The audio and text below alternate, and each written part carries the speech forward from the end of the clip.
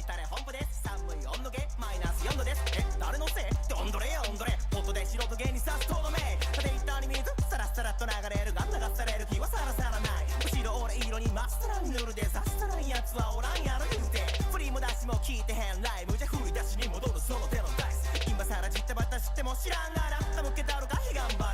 I'm tragic comedy number one。待ったらしけも幕が開いたら口の悪そうなお尻にお仕置き中。以後見知りおきよろしゅうほなね。Me? Con Gaga. Me?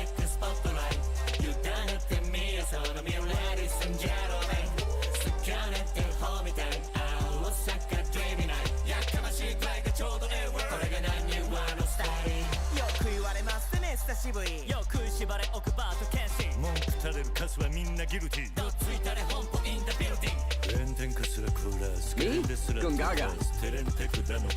厳選する手札袋のネズミちゃんがまたプラス血の雨込みウェイメーカー涙と金込みウェイメーカー差し出す傘ほらいつでも雨宿れ裸のベイビー泡宿れでも騙されたのはあなたのせい生かさず殺さずしつける教師漫才師医師弁護士人はうがるし者皆って天使俺は MC 人呼んでマスターバイほらうどめく大都会今夜も揺らめくスポットライト委ねてみよそのミラーリスンジェロメンすかねてほみたい青坂デミナイやかましいくらいがちょうどええわこれが何言わのスタイル Me?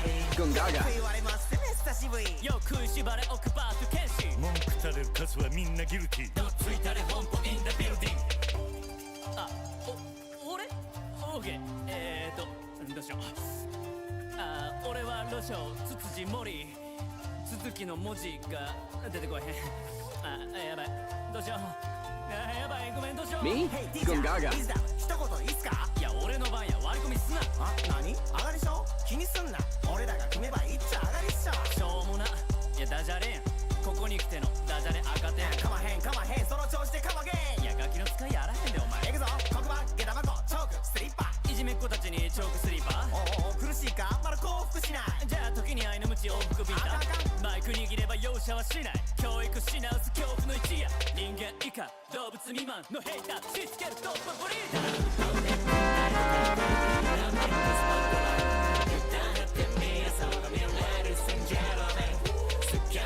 Shimizu11 spected work, Shimizu11 spected work, Shimizu11 spected work, rising 169 言われますね久しぶりよく縛れ置くバート剣士文句垂れるカスはみんなギルティどついたれ本舗インダビルディング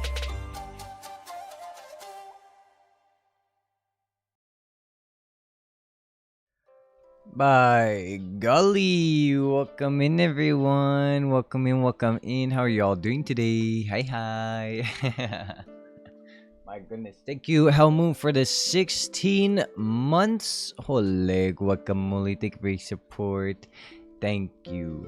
Today, I'm going to read BL just for you. If your name isn't Hellmoon, get out! I'm just kidding. I love you all. Thank you so much. Thank you. Hi, Ryan. Hi, Boo. Hi, Micah. Welcome in. My goodness, been a while. How have you been? How have you been, Micah? Welcome back. Hi, Monkey. Welcome in.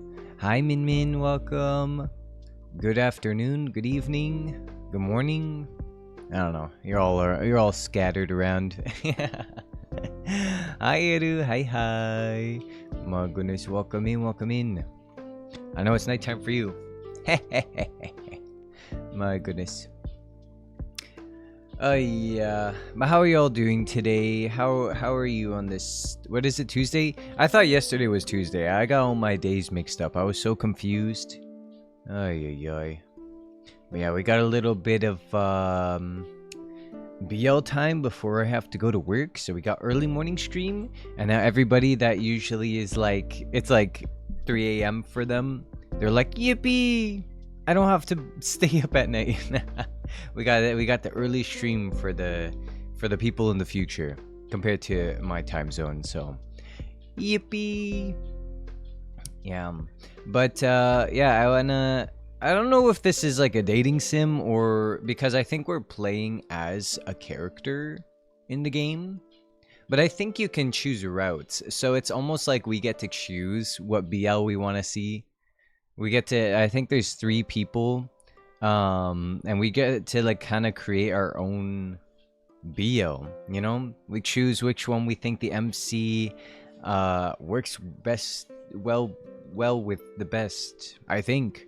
I hope so, because I really like when there's routes in games, especially like dating sims and stuff. I like monogamy. I don't like that polyamory. No offense if you like polyamory. There's just that's not my thing. But when it comes to like dating sims and stuff like that, I hate when you can't just do like one route. You're kind of like dating like all the characters at the same time. I don't like that. Like, especially like mobile, I feel like mobile dating sims are usually like that, where like you just like get their cards. Usually it's like a gacha or something, and you get their cards, and then you can like, those cards are the dates with that character. So I guess you don't have to go on the dates and stuff, but I like it when it's very specific. So like Mystic Messenger, that's very specific routes. Mystic Messenger, best dating sim I've ever played in my life. All right, I love bringing it back up because I've never found anything better than Mystic Messenger. There has never been anything better than Mystic Messenger. I love that game. All right, that is how you do a mobile dating sim. Like Love in Deep Space, you basically date like all the characters. You know what I mean? So it's all just a gacha, and I keep getting the cards I don't want. God damn it! So I stopped playing. They don't give me Zane. I want Zane cards, and I never get Zane. Stupid game. Why can't I date the character that I want? Why can't I date the fictional character that I want? God damn it. Not even in fiction I get what I want. Ay. 70 stream streak. God damn. God damn, you've been to more streams than I have. Holy moly. Bedtime BL? Yeah, so this game is also like kind of like a mystery, a little bit of angst. I love angst in my BL. We got angst, we got murder, we got... Hi Aaron, we got Aaron Yeager's wife, we got, what else? We got mystery solving, we got gay men. This is gonna be the best game ever. And it's also by the same creator or same studio that made A Date with Death. So, and I love The Date with Death, so we'll see, yeah? This is one of their older games. They actually have quite a few. They have another one too, but I think that's more like not safe for work. So I was like, They do have a streamer mode though. But yeah, so they have a couple of games. They have Yuri dating sims, they have BL dating sims or dating games, and then A Date with Death is basically anything. You can be whatever you want to be. But yeah, this one is one of their BL specific ones, but we play as Noah, I think. So today my name is Noah. Hey guys, my name is Noah. Which I think last stream I literally said, I was like, who wants to be named Noah? I think when Daniel was trying to figure out what her name was. And he's like, is it Noah? And then he's like, I wish. And I was like, who wishes for their name to be Noah? The next stream, hey guys, I'm Noah. Ironic. The world is so small. Yep. Hi, Esther. Hi. For this stream only, you will address me as Noah. Oh, yeah. But yeah, so we're gonna be playing as, I guess, the main character. I don't know who I'm kind of like thinking of who I want to go on their route first. I hope there's routes. But it says that the game, if you want to do full completion, it's like 24 hours. But a regular, like just one, I think, ending is around like 8 hours or so. So I'm assuming with that logic that you can choose routes. So that's good. I love routed dating sims. Dex, probably Noah, more like no way. Yeah. What was it? Like it sounds like someone's like almost like stuttering, or you know, like putting in like the like no you know, it's like no what's your name? No. Got the Bella Swan acting. No. It's like no what? No. No it's like what's your name? No what? Fucking Bella Swan. Ay, ay, ay. Yeah, so I don't know who I want to choose. I don't know. All the characters look really nice, but I guess I'm a personality guy, so we're gonna have to figure out who I like more personality-wise. But yeah, while we solve a murder, I'm so excited. It's gonna be like Danganronpa, but gay. Wait, Danganronpa's already kind of gay. It's gonna be like Danganronpa. I have this game on my wish list. Yippee! Astar, have you played A Day with Death? You probably have, right? Yeah. But yeah, I guess I don't know if the creators of A Date with Death, if they draw their own art.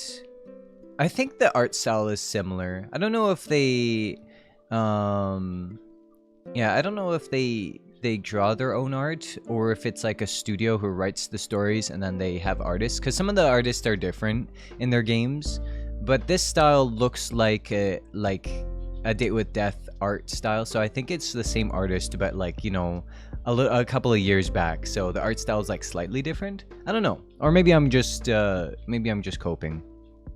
But anyway, both of the art styles are very beautiful in both games. And A Day with Death 2 is coming out soon, I think. Or is it next year? I don't know. I do remember seeing like teasers or something for it, because I follow them on social medias. So, yeah, we'll see. I don't know. I'll probably play it. Oh, yeah. But I feel like if it's not Casper, then I'm like, oh, I'm cheating. I can't cheat on Casper. Oh my. I haven't, because I seen you play. Oh, fair. Was there different routes? I think so. There's different routes in A Day with Death. I think I pretty much got all of them, except for the not safe for work one on stream. So if you ever want to, Astar, you could play the not safe for work version on your own. You know, that's something I haven't shown on stream. That one I don't think you've been spoiled for, so yeah. There's a DLC, so there's the not safe for work DLC. I think it's free, but you can use it if you're not streaming it, because it's like, it's, you know, but you can choose if you're top or bottom. So either you frick Casper, or Casper fricks you, you know what I mean? So yeah. If you want to have a spicy Saturday night, play A Date with Death DLC. You just add it to your game, and then it's basically the same story. You can kind of tell in the main story where those parts would have been in, because it'll like fade out. Like you'd be like, he kisses you to sleep, and then you wake up and it's like, whoa, last night was crazy, and you're like, oh, they were fucking. But that's where the DLC would have kicked in and been like, fricky time. But yeah, it gets pretty spicy. Hi, Angelica. Damn, you're up early. Ole mole. Oh my. But how are you doing today? Good morning. I started to start a BL game already, but it's not safe for work, so I'll finish that first. Ah, I see. I want to play, what is it? Dramatical Murder. But you can't play it on stream because I think it's banned from Twitch. But also that one is also kind of got spicy stuff in it. I played New Carnival. I love New Carnival. Which is a mobile like BL game, which is also kind of spicy. Oh my. I am not up early. I haven't slept yet. Oh. Well, you're up late. Oh my. Where my cheese slap? What the heck? Yeah. Yeah, where are the cheese slaps? Hmm. You know what? The game or the thing updated. So maybe they broke it with their update. Hold on, let me try restarting it. Yeah, where are the cheese slaps? It seemed a little bit quiet. Hold on.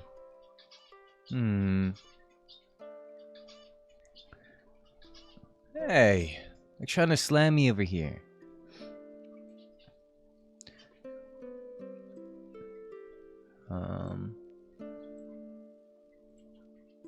Let me try for myself. Unless it's broken.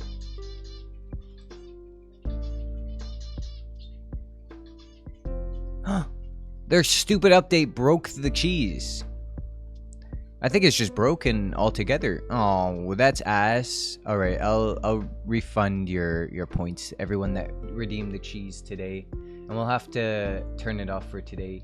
Oh, what about slapping? What about is it bonk?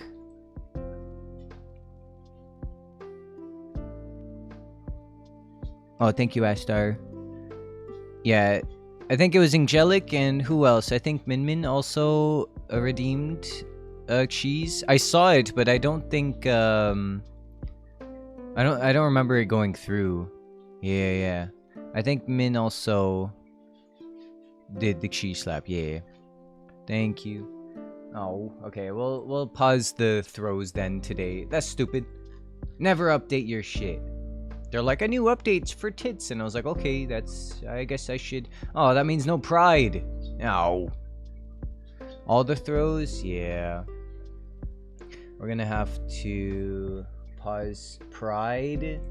We can't be proud during my gay stream. Hello? We can't be proud today. Yeah, no bonk, no love, no throw. I think those are all of them. Googly eyes is fine. Yeah. What the flip? Oh, I'm sorry, fellas. We can't be proud today. There is no pride in my stream today. No pride. In my BL stream. Oh, yeah. I'll refund back your points, but I'm actually Dex handing Angelic back a single piece of cheese. Here, save this for later. Oh, yeah. Thank you, Astar. Thank you. Cheese will go back to his face. Yeah, it's gonna be a moldy cheese. Yeah. Delicious moldy cheese. Yeah, what the flip? This is homophobic, tits. My gosh. I've got homophobic tits. That's crazy.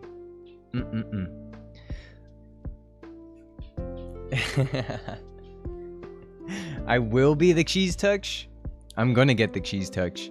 Eventually. One of these days, I'm gonna be sick and I'll be like, guys, I got the cheese touch.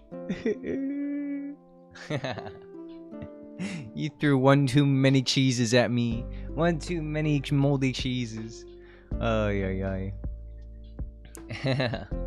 Hi, Everfrey. Welcome in.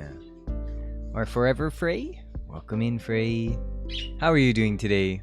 Yeah, at least those who are subscribed, you get the cheese slap emote, I guess. Oh, boy. What's a cheese tax? Yeah, we don't have the cheese is broken today, unfortunately. No cheese slapping today. The cheese touch, where did it come from? I think Diary of a Wimpy Kid, right? There's like a cheese on like the blacktop or on the floor or whatever, and then the one kid is like, "Don't touch it, you'll get the cheese touch." I don't know. It's like when kids like it's just a bunch of kids like on the blacktop playing. It's like cooties, you know. You can't touch a girl, otherwise you're gonna get cooties. It's like the cheese touch. Yeah. Diary of the Wimpy Kid, the book. I think it's from the movie as well. I don't know if it was in the books. I don't remember. Probably, since the movie is like based on the books. But yeah. The kids these days not know cheese touch. I mean, how old is Diary of a Wimpy Kid? When did that movie come out? Yeah. Oh my. Yeah, I read about it somewhere there. Yeah. Yeah, it's probably in the books too. I don't know how accurate. I don't remember reading too much Diary of a Wimpy Kid. I remember reading it, but back in the day, I hated reading so much because I was so bad at it. And I still am, but I like reading now if there's men kissing in it. But I used to think that cool people read, so but I hated reading, so I would like check books out in the library and force myself to read them, or like pretend like I'm reading them kind of thing, to look cool. So I think I read like, I don't know, 2 or 3 volumes of Diary of a Wimpy Kid, but I don't remember what happened at all. Yep, that was me. And the Bones series, I used to read the Bones series. I don't know if you guys know what the Bones series is. I think it's just called Bones. Bones. Comic. Yeah, oh, it's called Bone. Yeah. Those ones. Damn, these things are old. Damn, these comics are old. Yeah, damn. But yeah, I used to force myself to read Bone because I was like, look, I'm so cool. I finished the book. Actually, I did read Divergent. That one was probably one of my favorite ones. Divergent, and then they kept making more Divergents. There was like Divergent, Insurgent, Diligent. They all suck. They should have stopped at Divergent. I'm gonna be honest. Divergent, I was like, this is the first book I ever liked. You know, I was like, this book is bussin', and they should have stopped there. They just made too many. It just kind of dragged on. I remember reading the second book, and I was like, oh my gosh, the second book! I loved the first book, and I was reading, and I was like, nah, I hate reading. Nah, this brought back my hatred for reading. Oh my. Also, it says BL reading. So what's that? We're gonna read a visual novel game, which is called Dreambound. It's a murder mystery, but also we get to date in it. I think so. We'll see. But we gotta go solve murders. Oh my. Yeah, you're feeling old? Me too. Me too. Yeah. Yeah. I remember is my school making us to watch the movie in class. They watched the Diary of a Wimpy Kid in class. I don't think I did. Yeah, they didn't care too much about it. I remember we didn't watch Diary of a Wimpy Kid, but we watched freaking what's it called? The Sixth Sense? Everyone was terrified of that movie. Everyone was freaking terrified. And I understand now. Because that movie is kind of scary for little kids to be watching. Why would they... That doesn't have anything to do... Like, I think we were learning about the senses. You know, like touch, sound, feet... Oh, that's already touch. Taste, sight. You know, like you got the 5 senses, right? And then my teacher was like, have you heard about the Sixth Sense? Okay, guys, we're gonna watch the Sixth Sense, which the Sixth Sense is about a kid. That's where the I see dead people. That's where that's from, because his sixth sense is that he can see the dead. So instead of having 5 sense, you have the 6th one, and he could see dead people. And like in his house, this poor child is fucking terrified because there's like dead people all in his house. And it's not just like, oh, like a little ghost. You could see how they died. Like there was like the one kid that got like shot in the back of his head or something, and he was like walking around in his house, and then he's like, oh my god, who's this guy in my house? And then he's like, oh, I'm a little lost or whatever. I don't know what the kid says, it's been a while. And then he turns around and the fucking back of his head is like blown out. And I'm like Like, why would they show that to us? What's wrong with my teacher? Yeah. I remember, as much as I hated horror when I was younger, I remember not being too afraid of that movie. But everybody else in my fucking class was terrified. And they turned off the lights and made us watch in the dark too, you know. So it was like the rolling out TV, you know. You had to have it all dark, otherwise nobody could see anything. So they rolled out that fucking TV on the little cart and sat us around to watch The Sixth Sense. There's like, what, I think the bicyclist or whatever that got hit by a car and died or something. And then the kid is like driving down the street with the man, like the psychologist guy that's trying to help him. And then he, like, the bicyclist like goes up to his window and her face is like all bloody because she's bleeding out of her head or whatever. Like, that's what I kind of remember. I don't know if that's exactly like the scene, but these are like the things that I remember. But you know, that movie is not. You got to watch Diary of the Wimpy Kid? I got traumatized by my fucking teacher. There was also another movie that I remember watching, like grade 3, where it's a Disney movie. I think it's like the Mickey Mouse, like, Sound of Music, whatever shit. It's not supposed to be scary, but I was terrified of like wolf creatures in like animation. Like, I don't know why, but wolves animated are so fucking terrifying. And the movie, it starts off with like this, like, it's like going through the woods and there's like boom dum dum dum dum dum dum, and then the wolf is like kind of walking through the woods, and you can like see him stepping and stuff, and then all of a sudden he like it like zooms in on his face and he growls at the camera and whatever. I fucking shit my pants so bad. Not really, but I screamed so hard in the middle of the class. And this was during music class because it's like a musical movie. And I screamed so hard, I was crying and I had to leave the room while my friends were like kind of like cuddling me to like keep me like calm. That movie traumatized me as well. I hated movie time during school. I don't know why this wolf scared me so bad, but I literally had to leave the classroom and I could not watch the rest of the movie. And that was just the beginning of the movie. And I think it was a Mickey Mouse movie. It was like a literal Mickey Mouse movie. Lord have mercy. But I did not like wolves animated. So I hope you had fun with Diary of a Wimpy Kid, because I didn't. I didn't get to watch it.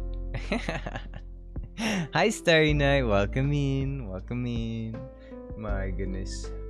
Good old times. School. Yeah, I was a little bit of a bitch.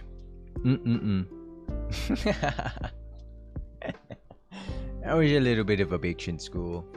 But apparently that scared me more than The Sixth Sense. So, I don't know. Oh, thank you for the follow. Welcome in, Frey. Is it Frey? Frey is correct, right? I'm pronouncing it right? I think so. Hopefully. But I'm good today. I'm good. I should probably actually pull up the game, because I only have how much time? Like 2 or 3 hours left, so also thank you for the follow, Starry Night. My goodness. Welcome in, fellas. Welcome in. This reminds me of the time I put on Attack at Titan for my school, since they behaved. I just wanted to rewatch it. Hell yeah. See, I would too.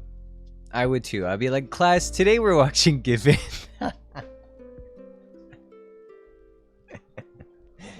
Guys, today we're gonna be watching a very heartfelt anime called Given. Today we're gonna be watching a movie. Actually, no, we can't watch Stranger by the Sea. We can't watch that unless we skip part of the last part, but oh yeah, bro. Yesterday, because in Canada we have a great little shop, a great little food place. It's called Tim Hortons. And so I was getting my daily Tims because as a Canadian, that's what you get. You get your Timmies. And while I was there, the lady like that worked there, she like walked by and then she was like, "Oh, I can tell this guy likes anime." And I was like, "What the fuck?" And I was like, "Yeah, I do." And then she's like, "Yeah, look at that lanyard you got on you. You like anime, huh?" And I was like, "Yeah, yeah, I like anime." I'm more of a manga guy, but yeah, I dabble in a little bit of anime. What do you gotta say about it? Ay, ay, ay. I was like just in the middle of Timmy's. I'm just trying to get my coffee and my donut. And yeah, I did have a coffee. Not like a hot coffee. I had like a cold one, but that's what I've been drinking. But it has to have chocolate in it. I don't drink it unless it's got chocolate in it. And the one guy who's just like, "Man, you're always ordering the same chocolate one," and he's like, "You should do the Oreo one instead." And I was like, "Yeah, I don't know. I just like the chocolate one." And he's like, "Yeah, but the Oreo one is the same thing, but it's got like Oreo crumbs in it." And I was like, "Okay, I'll order that next time." Don't tell me what to order. I'll order my chocolate whenever I want. Now give me my fucking chocolate ice cap.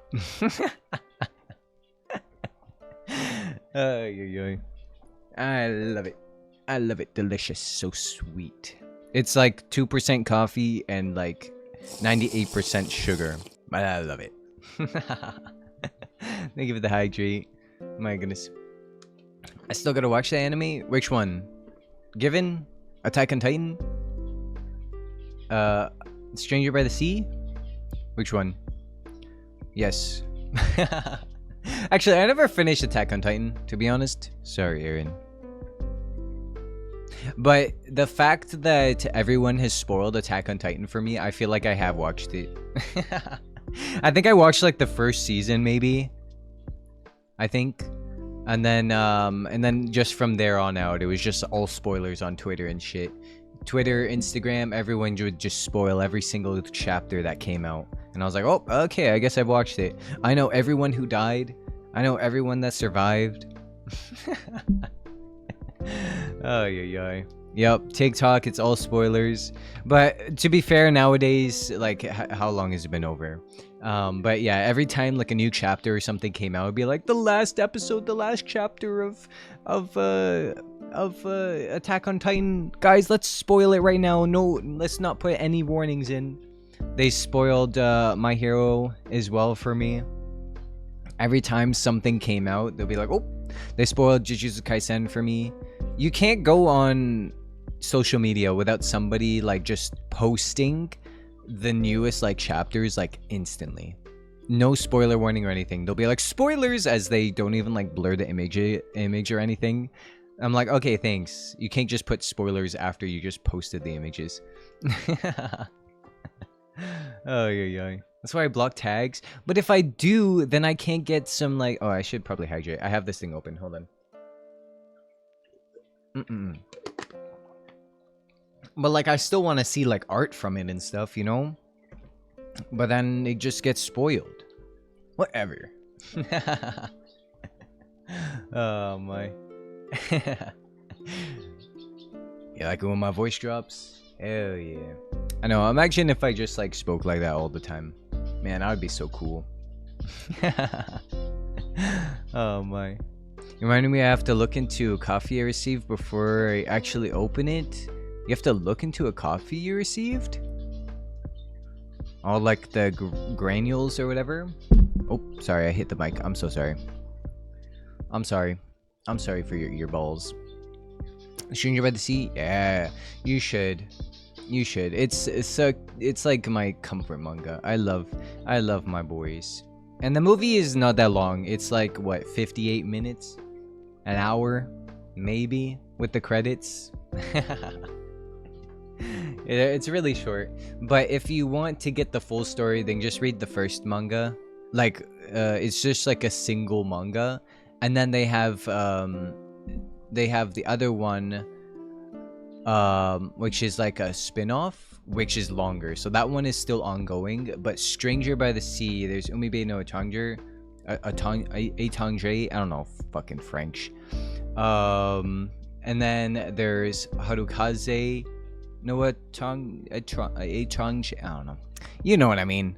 But Umibe, that one is just like the movie, but with more detail. So that has everything. I feel like they cut some things out of the movie that they probably should have added in there. But whatever. Whatever. Oh my. I got the voice duality. I'm glad. I do like playing around with my voice. I found like an old video of me singing a rabbits from Ensemble Stars, you know, like rabbits. I was singing a rabbit song, but in like the same like tone as them, and I forgot I could even ever do that, or that I recorded that. And I was like, throwback to my femboy era, what the fuck is this shit? But I you know, maybe I'll share with you guys, you know, just for a little bit of Pride Month later. But I did not know, or I didn't remember that my voice could do that. And I wonder if I could still, because I do remember though, anytime I did that, it would hurt my voice.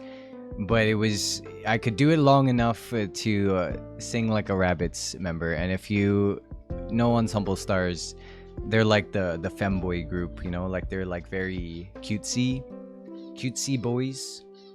So I can go from that to like whatever, I don't know, whatever you heard, the deep voice. That's kind of like my range.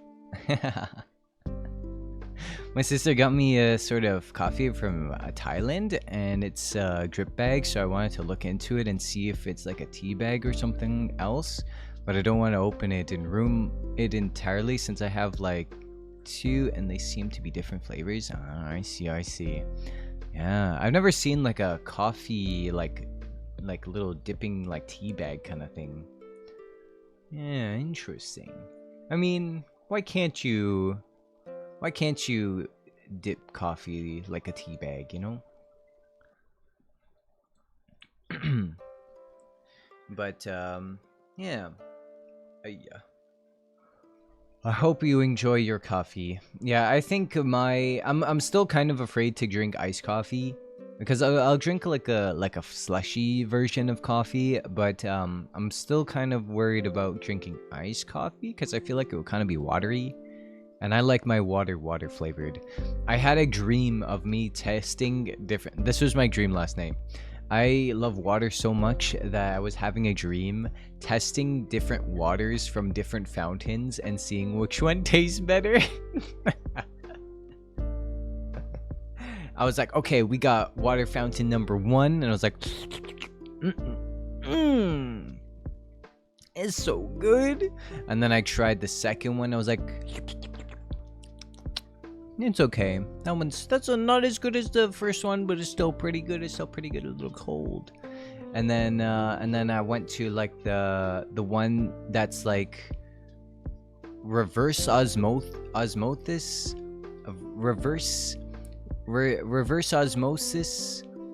water. I don't even know what that is. Reverse osmosis? I don't even know what that is. And in my dream, I didn't even know what it was. But there was a tap, and I think I've heard it before, so it somehow made it into my dream. I don't know what reverse osmosis is. Reverse osmosis water. Oh, it is the tap. Yeah. That like little tap on your sink. It's an advanced water purification process. So I tried the reverse osmosis water in my dream. I did not like it. I was like, disgusting filtered water. Yuck. I want the unfiltered. But that was my dream. Me trying different waters. I think I have a reverse osmosis water at my work. So I think that's where I got it from. I've never tried it though, because I didn't know what that little tap was. But I guess people called it the reverse osmosis, so it transferred into my dream. But I've never tried water from there. So maybe that was my like, someone was telling me, you're like, you gotta try the reverse osmosis water at your work. And I'm like, okay, I will. I'm on my way. What is this? But yeah, that was my dream. I love water. So in back to my original point is what I was saying is that I don't want watered down coffee because it's gonna ruin the taste of water. Ay. Alright, let's freaking open up this game, bro. What is this? Reverse osmosis. Yeah. I switch it up. Seems easy enough. Ooh. Well, oh, hey. Hey. Oh my god, a Specty. What the fuck? Hey! Wait, don't start. Don't start yet.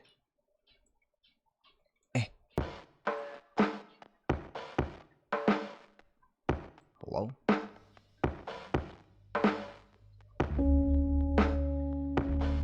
I was like, why does the music sound like that? I think it's supposed to sound like that. Peekaboo. I wish Bella would still peekaboo. She's too busy wanting to make babies. Look at this. I can move it around with my mouse.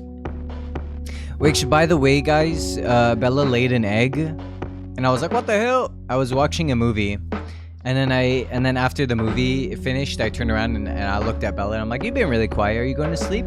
She's fucking sitting on an egg in my bed, and I'm like, "Excuse me? Where'd this come from?" So she laid an egg, but I don't have any boy Bellas, so I took the egg. She didn't want it. She just walked away from it. And every time I gave it to her, she would like push it away and then keep walking around. I'm like, oh, okay. I took her egg, I put it in the fridge, and then the next morning I scrambled it up and fed it back to her.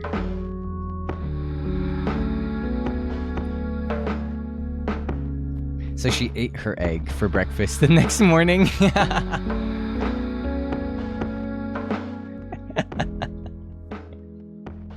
It's not fertilized, it's fine. Yeah. So, yep, she ate the eggshells, she ate the egg. It's good to give back the energy she lost while making that egg, because it's a lot of strain on birds' bodies to create like eggshells and stuff, a lot of calcium. So I just fed it back to her, and she was like,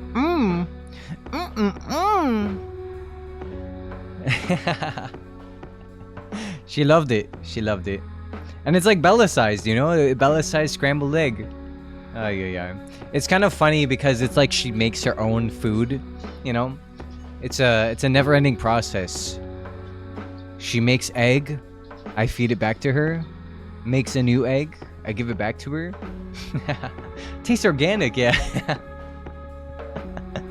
Ay. But yeah, that was my first time seeing Indian ringneck egg. And it's kind of big. I don't know. I expected it. I guess it would be big, right? I'm so used to seeing like finch eggs because my finches had so many babies. So I'm so used to seeing like these tiny little baby eggs. So then I looked at Bella's egg and I'm like, damn, that's a big egg. But she is a bigger bird, so. But it ain't as big as a chicken egg. But yeah, that was Bella's little tasty snack yesterday. But yeah, I wonder who we're playing. I think these two... I don't know if one of these is Noah. One of these men. But we're gonna find out. Sections of Dreambound can be played as either entirely text or point and click with puzzles. Which would you like to play? Do we want to do point and click puzzle solving? This cannot be changed? You know, let's get a little bit of gameplay.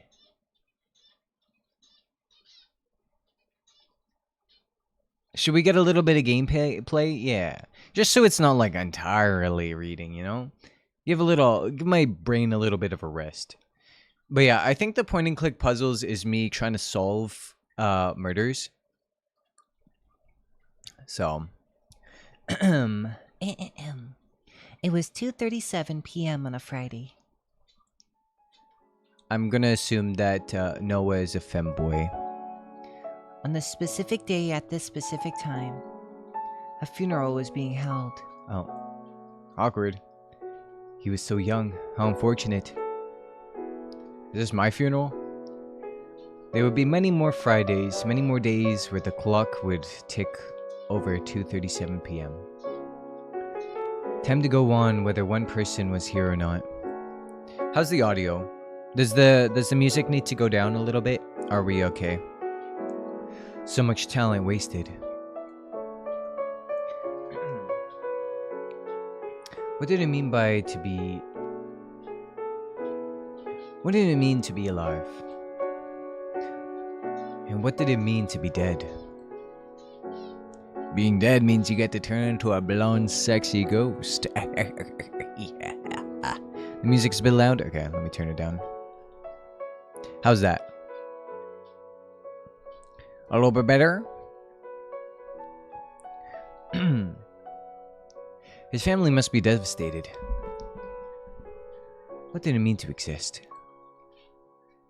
And what would the existential dread finally cease? A boy with brown hair sat in the corner alone. To him, that coffin looked much too small. Much too small to hold a soul so large. Much too small to contain an entire existence with all of its history. Noah. Oh my god, we are dead. Tomorrow, everyone else will go on living. We're dead! Sorry. It's like lore accurate, you know? Tomorrow, everyone will forget. And if not tomorrow, then the next day. One day, everyone forgets. The brown-haired boy held tight to his chest. He would not forget. 07 Noah. Damn. But even he could not convince himself of these words. How easy it was to spout platitudes while everyone lay dead 10 feet away. I'm sorry. It was 2:37 on a Friday. And on this Friday, a funeral was being held for two.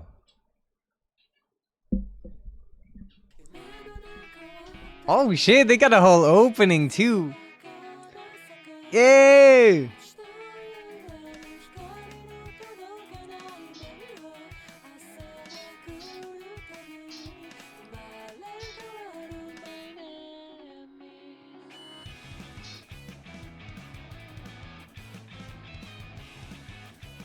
I haven't played a visual novel in a long time. Have I? Nah, that's a lie.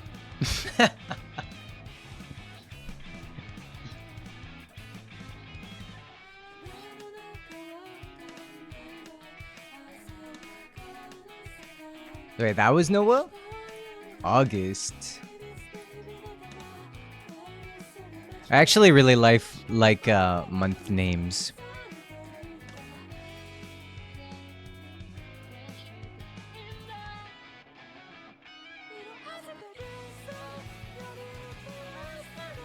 Ivan.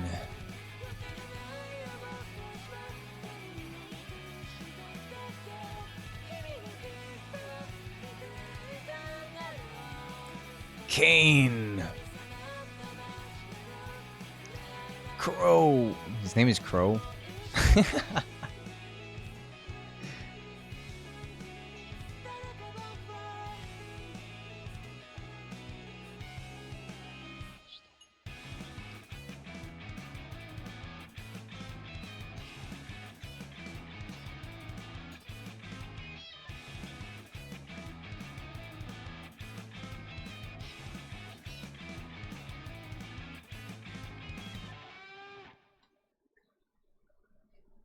Is it Crow one of the Ultimate games too? Because it's just a popular dating sim name. April, September, August, May, and June. Yeah. We got Or like days of the week names, like Monday, Tuesday, Sunday. I don't know. I think they're nice names. So is this us? Or is this one of the people we can date? Who the fuck is singing?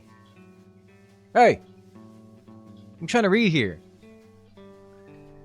Alone confined within his prison, a man sits, his back slouched and his arms raised. In his hand, a paintbrush. A weapon in his eyes, perhaps a tool. And seasons? Yeah. Just like Given! Oh my. You know Given's original name was The Seasons? Which they could have kept it as The Seasons because Mafuyu is winter. Because Akihiko is fall. Haruki is summer. Or sorry, spring. Uenoyama is summer because he's Ritsuka. And then Mafuyu is winter. They could have kept it as The Seasons, but they're like, oh, we need a new name for our band, so you can't be The Seasons anymore. Yes, you can! You can still be The Seasons. And he's like, let's name it Given because I was given my guitar. Just kidding. I love Mafuyu. He's my favorite character. I like to bully my favorites. Anyway, sorry. We're not talking about Given today. Shut up. God damn it. Sorry for my hyperfixations. My bad. My bad. I'm sorry about that. From it, life should flourish into every corner of a world part imaginary, part very much real. Waves crash out onto the white shores. The night sky reflects back on itself, a sea of stars amidst the swirling currents. All is calm, yet not. Who's this guy singing? You're ruining my reading. Can you guys still hear over the music? The music is still kind of quiet. But as it were, that world didn't exist. Couldn't exist. It would never exist. It could not be created by this hand. The man holding his paintbrush up to the empty canvas, blank, like many of the rest. Is it day or is it night? He doesn't know. Light doesn't belong in a place like this, after all. Okay, that's good. Yeah, I was worried because now there's like lyrics. So I'm like, is it louder now? It's never belonged. He closes his eyes, waiting for it to appear. Something. Anything. A vision, a masterpiece, a muse, an apparition that would inspire his creativity. Anything at all. But nothing comes to him. Nothing comes without fail, without expectation. Or exception, sorry. Every stroke he laid against the impossible bright white canvas was like a stain on his soul, a dirty mark on what should have been pristine. By his hand, all he could create was loneliness. Nothing belongs. Nothing would ever belong again, for he was broken. Time moves like this, unfailingly. An eternity passes, what feels like, as the clock slowly ticks away. Tick-tock on the clock. Never ending. But what time to someone with no time left to give? His hand shakes. He cannot force it to paint, yet he cannot set his hand down either.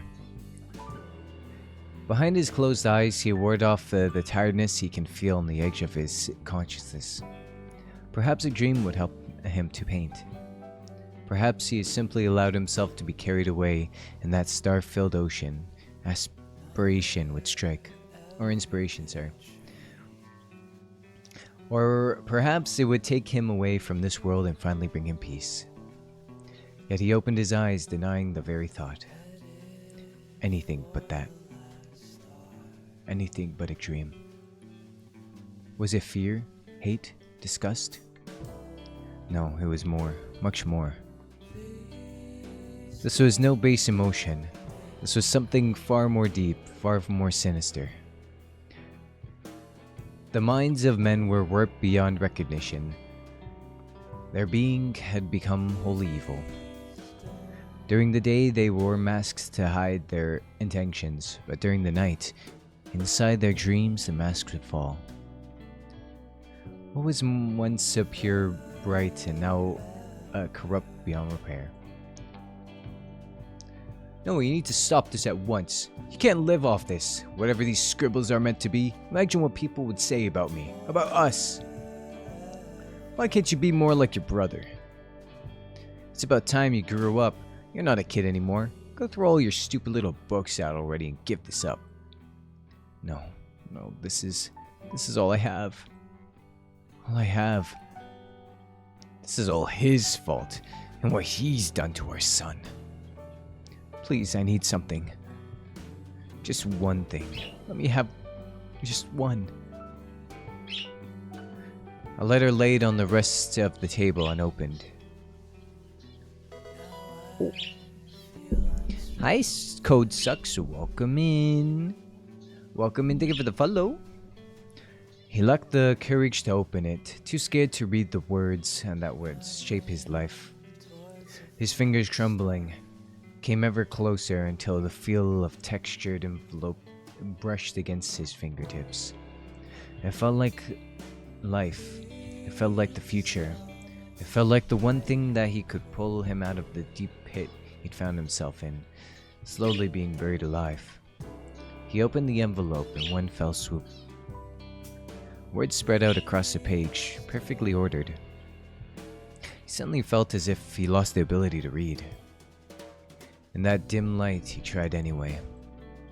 Dear Noah, it is with great pleasure that I inform you that you have been selected to receive the Copper Cove University of Art Excellence Scholarship. Each year, only one student is chosen statewide to receive this scholarship through a process of portfolio presentations, interviews, and recommendations from prior instructors. The Copper Cave Academy of Art Excellence Scholarship provides full tuition for your year of our school. At our school. Please note that students with this scholarship must be enrolled full-time and maintain a 3.5 grade point average and continue receiving the scholarship. Once again, I congratulate you on your selection for the great honor, or for this great honor. We look forward to seeing you at campus. Thank you for the headpads. Hello world, welcome in. How are you today? In front of his eyes, the letter turned to dust, floating away on the wind. Oh? Into that imaginary world. Oh, never mind. I see. It wasn't real. Memories of the past aimed toward him like daggers. They pierced his flesh and that didn't matter anymore. He was used to it. In fact, he sometimes wondered if he enjoyed it now. The pain spread through his body, but at least he could finally feel something. His paintbrush, still tinged with color, stayed motionless against the canvas. Resisting the urge to yawn, he rubbed at his eyes with his spare hand. I just have to say yawn, huh? Fuck. A ringing sound through the darkness echoed through the soulless house. No one was around to pick it up. No one except... Go away. It kept ringing and ringing, then ringing some more. Then it stopped. Until it began again. Go away. Noah clutched his hand, or his head, and the ache only made worse by the constant sound of that pierced his ears. He wanted to ignore it. More than anything, he didn't want to answer the phone. But the caller was stubborn, and Noah easily irritated. He stood from his stool, dropped the paintbrush to the ground, it clanked against the floor, or the wooden floor, paint flying across the blanks. Just more added to the already growing collection. At this point, more paint was splattered over his house than there was on any canvas. Stop! Just answer the phone already, it's driving me crazy. Slowly, each step deliberate, he walked towards his phone. Pick it up! The model was old. I don't care, just pick it up. The same as he'd had since a teenager. He looked at the number on the illuminated screen and he didn't recognize it. Still, the ringing continued.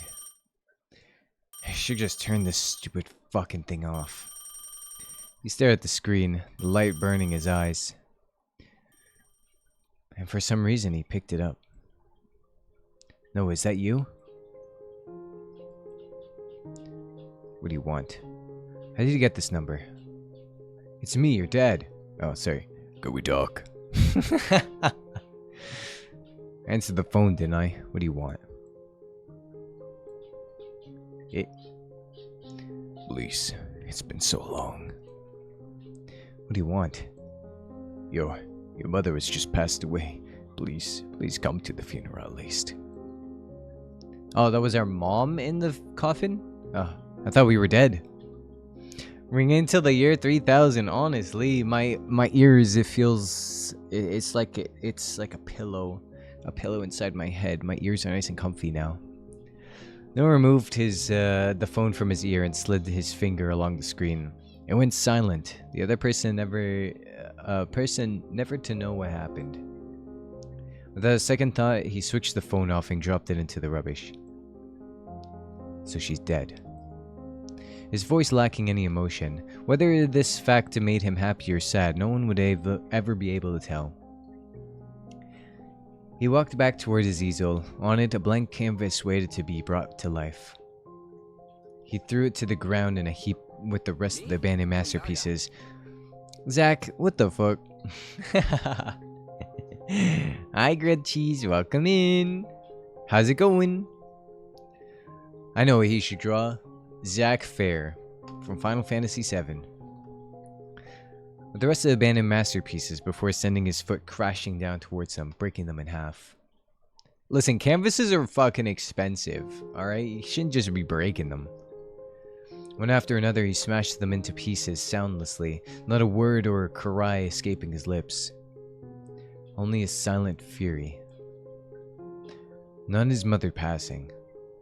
Only aimed toward himself.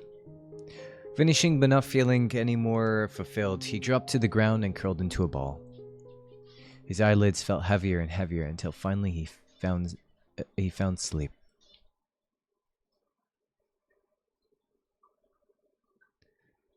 But even sleep wasn't so restful.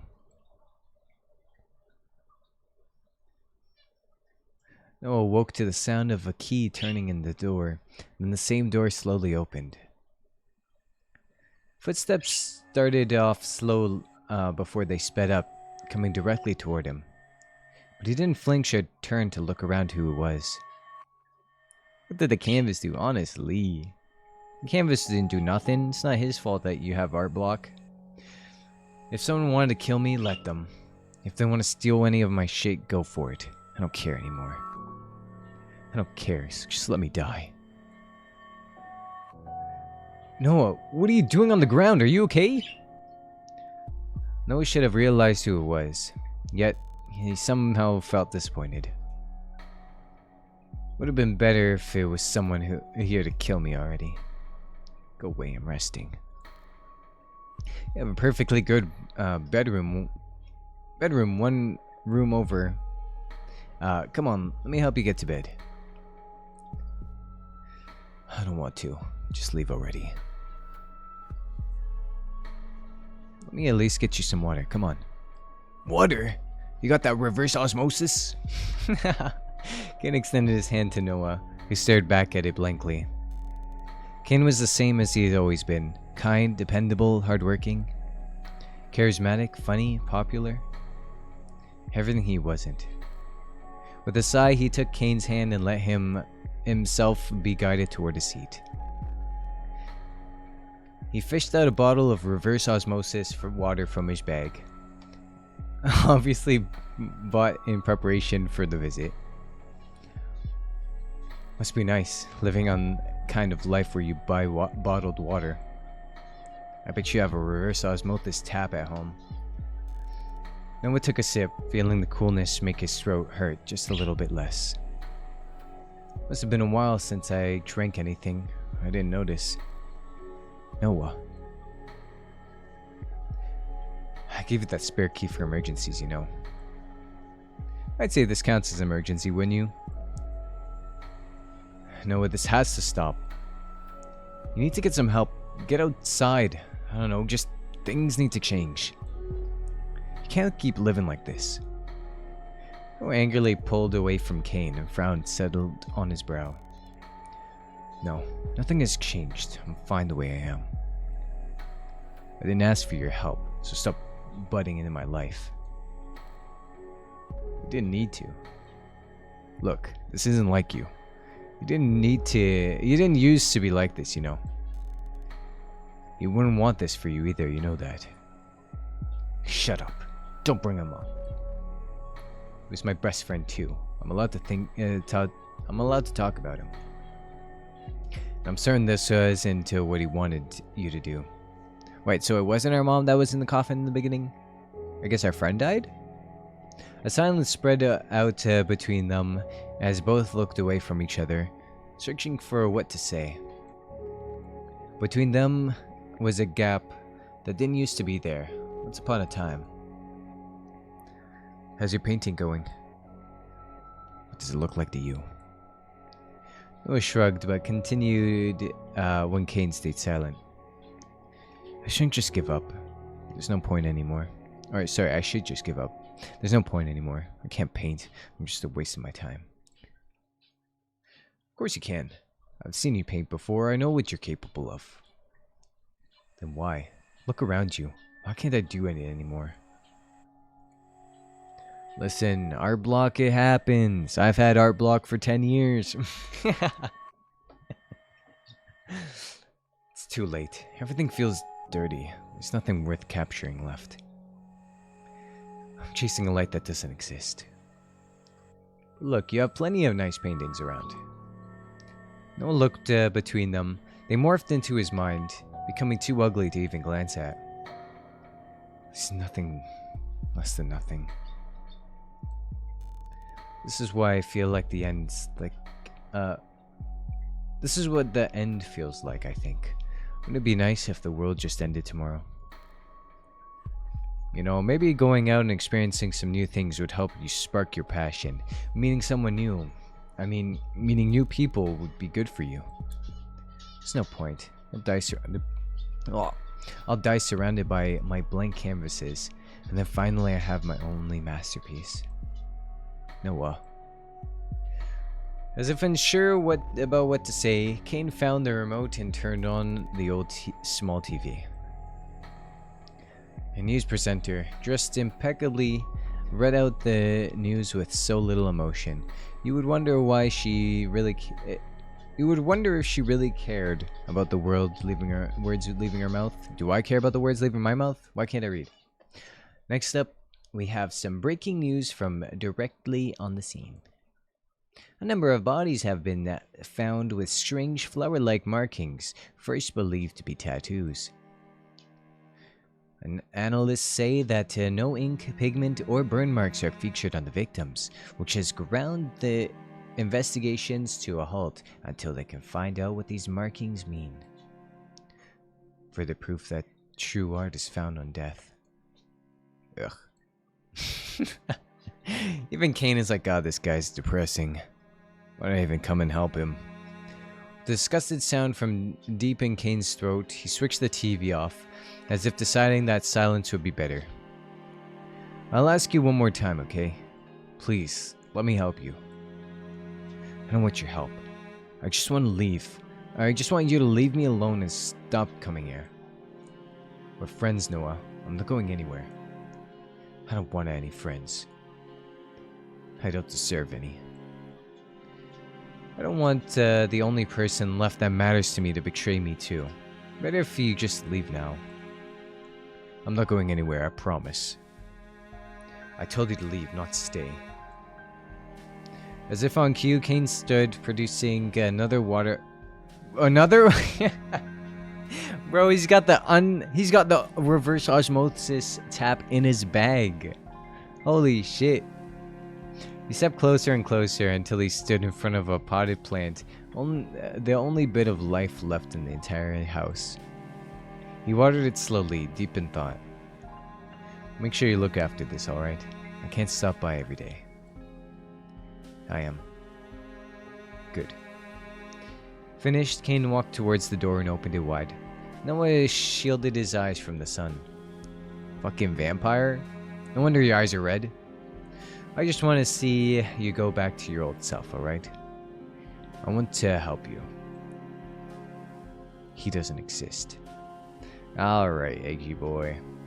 He shut the door with a soft thud. Once again, he was alone. How I prefer to be.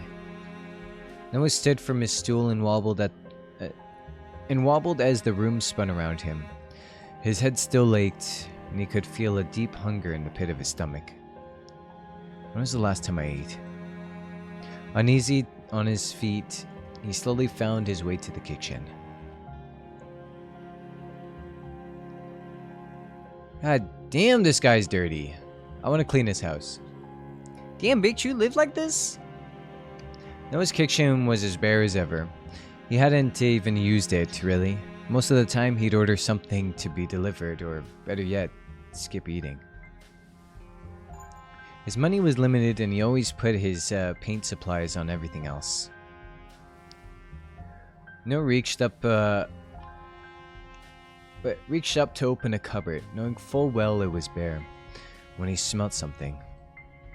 Food. Toaster strudel. His eyes found a container on his table with a small note. He picked it up. He read it. Enjoy. I'll bring some groceries around soon. Kane. Oh my. He wondered for a moment whether he should accept it or not, but eventually his stomach won out against his stubbornness, and he sat down at his dining table alone to eat it. You could smell it through the screen. Like, what is all these, like, marks? Mold? Dirt?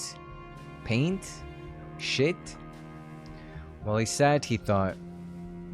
He really hated it when he thought.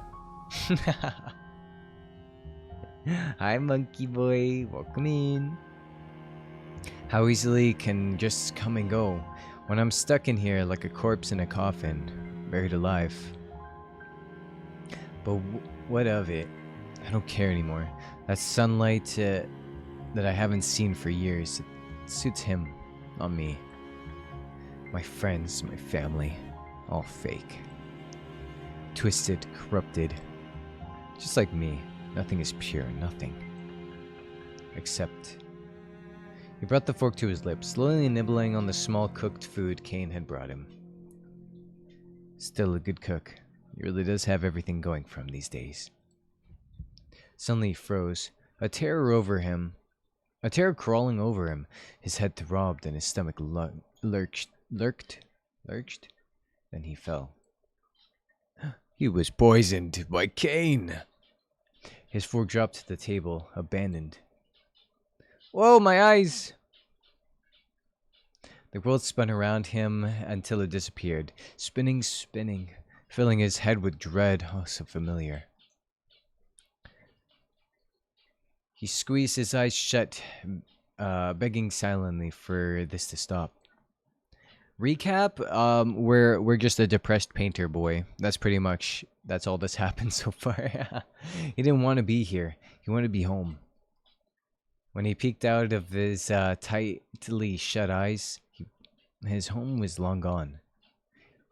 His surroundings were still buried around him.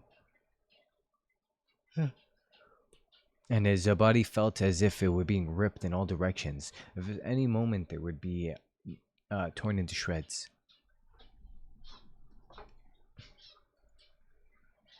But he wasn't. And he knew this feeling well. With a thump that didn't reflect how long he'd been falling, he hit the ground. When he opened his eyes, he saw darkness all around him.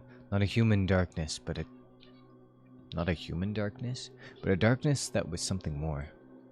Something sinister, something threatening. A place no one belonged. Noah quickly got to his feet and checked himself over. No injuries. His eyes darted around the black, dark landscape. Nothing stood out to him. No one awaited him. This isn't what it usually is like. What's going on? I want to go home. Please. I just want to go home. But he knew full well that he was what was required of him. His footsteps were slow and careful before speeding up in desperation, waiting for the person who could free him from this nightmare.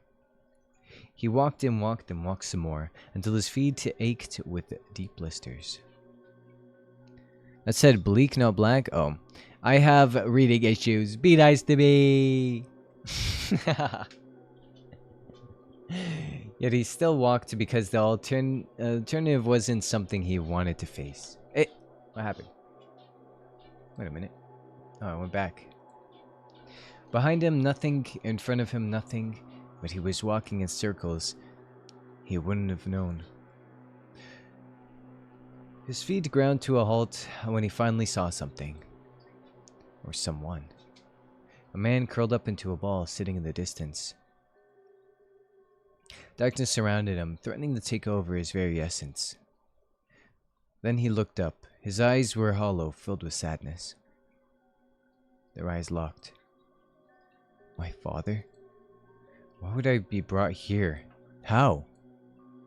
His mind raced as he tried to come up with any reason, any excuse. The man called out to him, but his words were lost in the shadows, never to be heard. Noah, still frozen, couldn't decide whether he should approach him or run away. His heart yelled at him to run, to put as much distance between them as possible. But his mind saw his only ticket out of here. Before he could make a decision, a dark mist started to roll in from a place unseen. It spiraled and spiraled, twisting and turning until someone stepped out of it. Another person, surrounded by shadows. His steps were slow but not careful, deliberate perhaps, with purpose. He approached the curled up man with his heavy steps. Suddenly the man's voice traveled to Noah. Noah, I want my son, please. Give me my son back. The shadowy man raised his arms and his hand to what looked like a gun. Bang. There was no hesitation, no pause. Just a single shot through the head. The curled up man dropped to the ground, his body evaporated into mist. The world shook around them. Mountains of shadows came crashing down.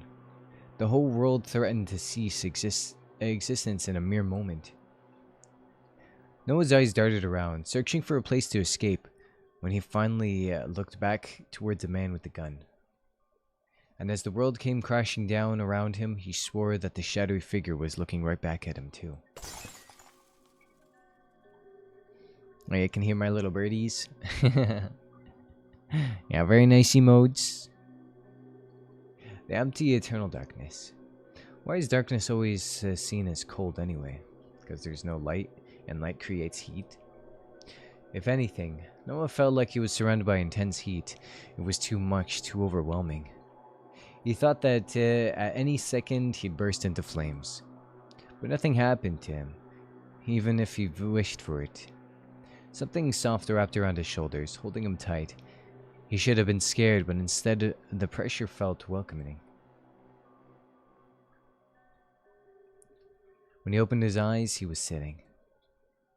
Noah sat in front of his easel, his hand poised over the canvas. His hands were covered in splattered paint. It cracked over his skin, already dry. The darkness that surrounded him suddenly felt light after the place he'd escaped. Noah paused in surprise, his eyes glued to his canvas. On it, a paint of pure darkness. A painting. A reflection of a dream. How could this be? I wasn't here. At first, I wondered how. Huh. Then why? Before his mind settled on the answer, that didn't answer anything. It's perfect. At some point, the brush had dropped from his hand and landed on the floorboards. Just another splatter amongst a sea of colors. He couldn't look away. He couldn't, or he wouldn't. Not when this was everything he'd been waiting for. Actually, darker colors absorb more heat, and that's why if you wear black, you're hotter. Well, actually, he's not in a color. He's in a dark room, which is no darkness means no light, and light creates heat. So that's why dark places are cold, because there's no light, there's no heat. We're not talking about dark colors, because dark colors will only get hot if there's light, and there's no damn light. This is it. Jumping to his feet, he lifted the paint from his place and carefully put it to the side. Who would have thought that which I detest to create my finest piece yet? And all it took was a single dream. Technically, he isn't in a room, because he isn't in a room.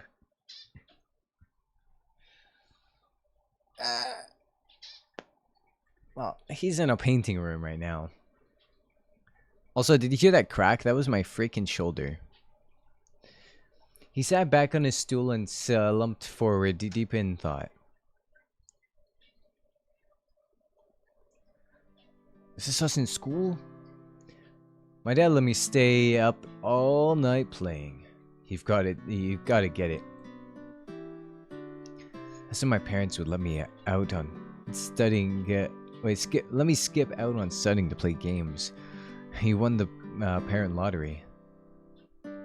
You could just say you're studying and stay over at my place then. Oh man, really? I'm down for that. Kane leant over Noah's desk, talking and laughing as he usually did.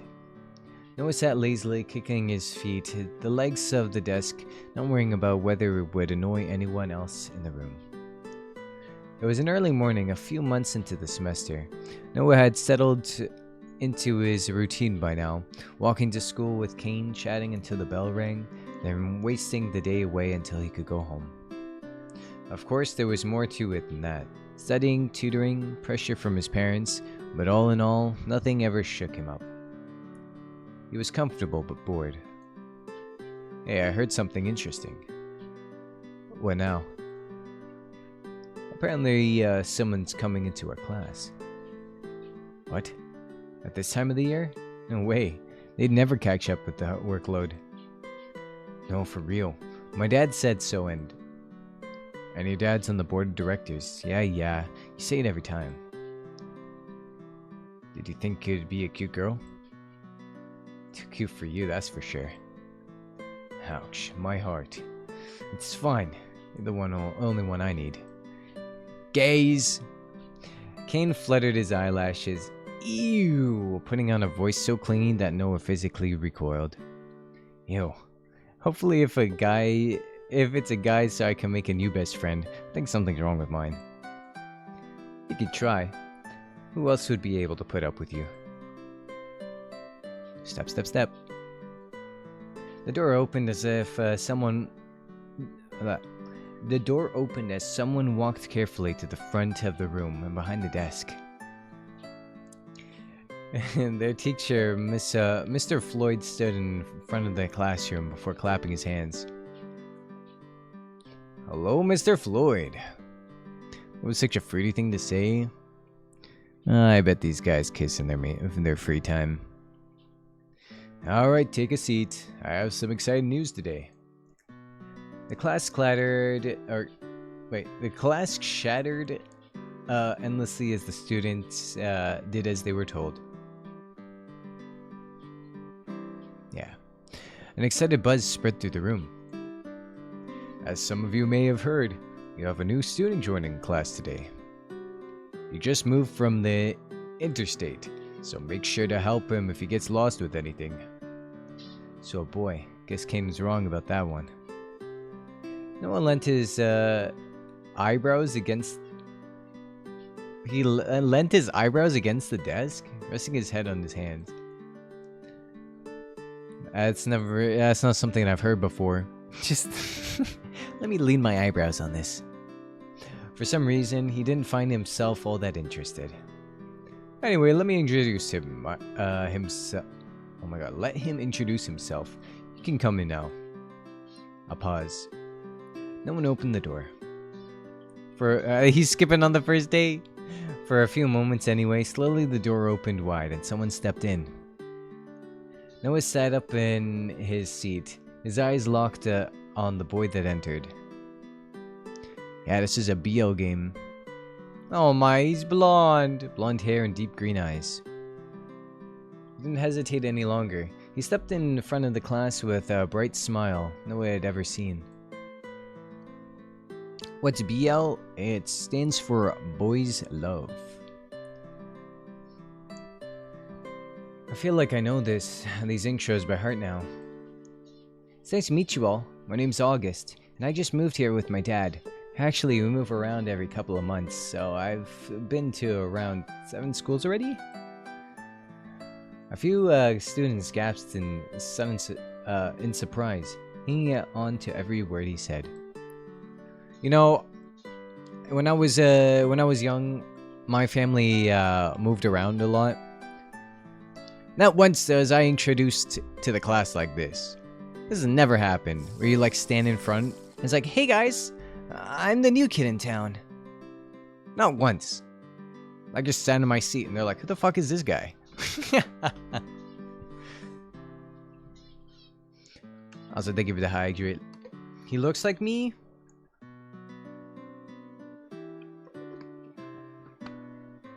Every time someone sees a blonde guy, that's Dex. Rather than sounding like a well-rehearsed speech, his words flowed naturally and calmly without a single nerve to be heard. It certainly did seem like he was used to making such introductions. Still, I hope we'll be staying here a while longer, at least enough to get to know you all. August is a pretty name. I thought it would be a girl with a name like that. What does your dad do? He's a photographer, so he's always traveling and moving. I had the options of staying behind with my grandparents, but I decided to go with him. Wow, so awesome. I wish I could travel that much. What else to say about me? I like sunsets and long walks on the beach. The hell? Who goes on long walks on the beach, to be honest? The room exploded in laughter, and Noah couldn't even manage a single giggle. Something about this boy captivated him, caught his gaze and held it there. He was afraid if he even moved a muscle, the boy would disappear. And so he stared silently. Alright, enough of the dating app intro. Make sure you all make August welcome and show him around later, okay? Doors reference? I go on long walks on the beach? Oh. You know, if there was a beach near me, then I would also go on long walks. With my dog. The thing is that walking like on the sand, I feel like is so tiring. Because you know, like you sink in like on all your steps, and you gotta like push through the sand, and then unless it's like hard sand, but like the soft sand, every time you're like sinking in, your feet are slipping underneath the sand, and then sand gets in your shoes, and then sand gets in your car, and then sand gets everywhere. Somehow it's in your butt crack. There's a free spot over there next to Noah. Hey, I'm Noah. Noah waved meekly, and August did the same in return before taking his seat. Whatever was said for the rest of the class, Noah didn't know. He twirled his pencil between his fingers, his workbook abandoned. His elbow resting against his desk as he snuck glances towards August's profile. Every now and then he would shift, making Noah jump and look away.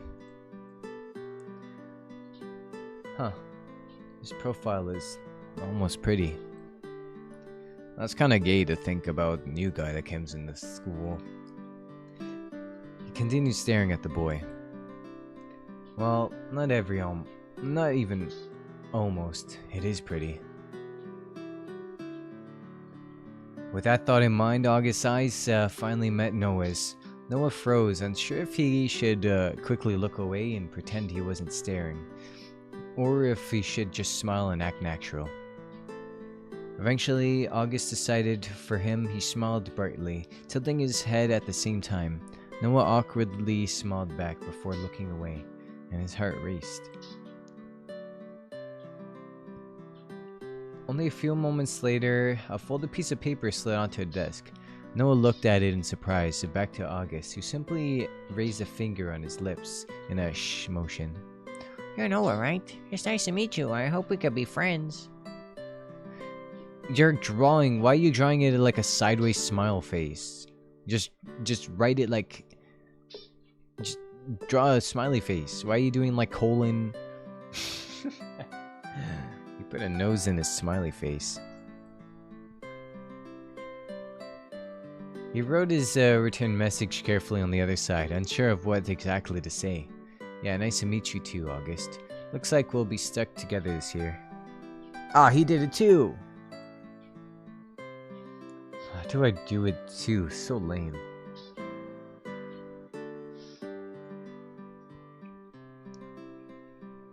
Mr. Floyd turns his back. Noah quickly scrunches up the paper and tosses it toward August, who meticulously flattened out the screw-up ball and read the message. Done reading, August popped his elbow up on the desk and rested his chin in his hand, copying Noah's posture, and smiled toward him.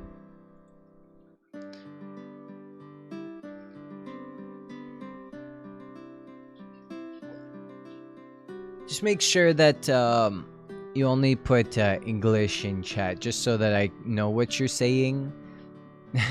Because if not, then I can't moderate it, or the mods can't moderate it. Yeah, thank you.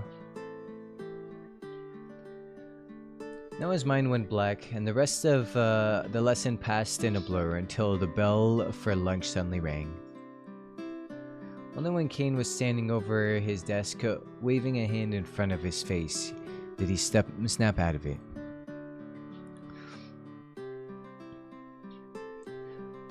Hello, Earth to Noah. You there?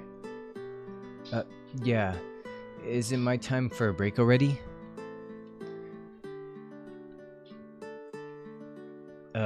Yeah, Mr. Floyd called on you twice, and you didn't say a word.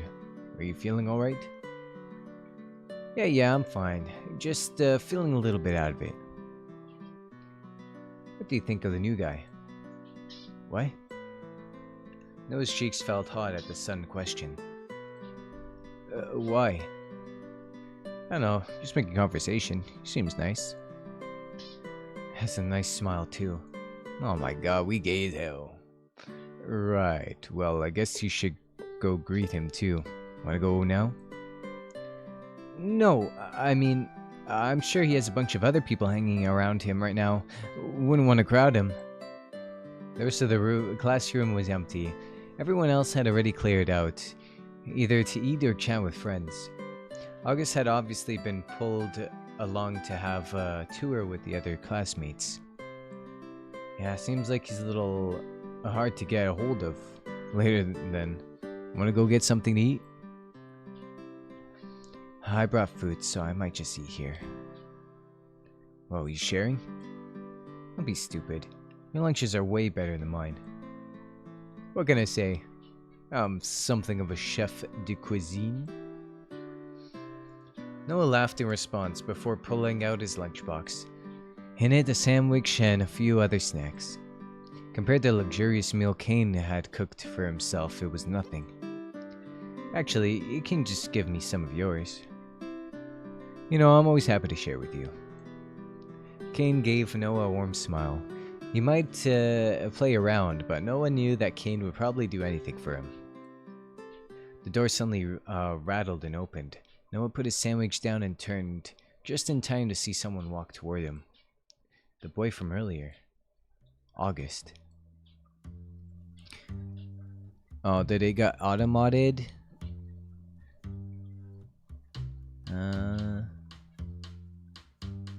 Why did it get automodded? Here he comes, the king of all that is and what. What is this song? Just try to hold my tongue. I see, I see. Yeah, it gets auto-modded. Feel it out. Think that she might stick around. If you really had a doubt, you won't say. Hey.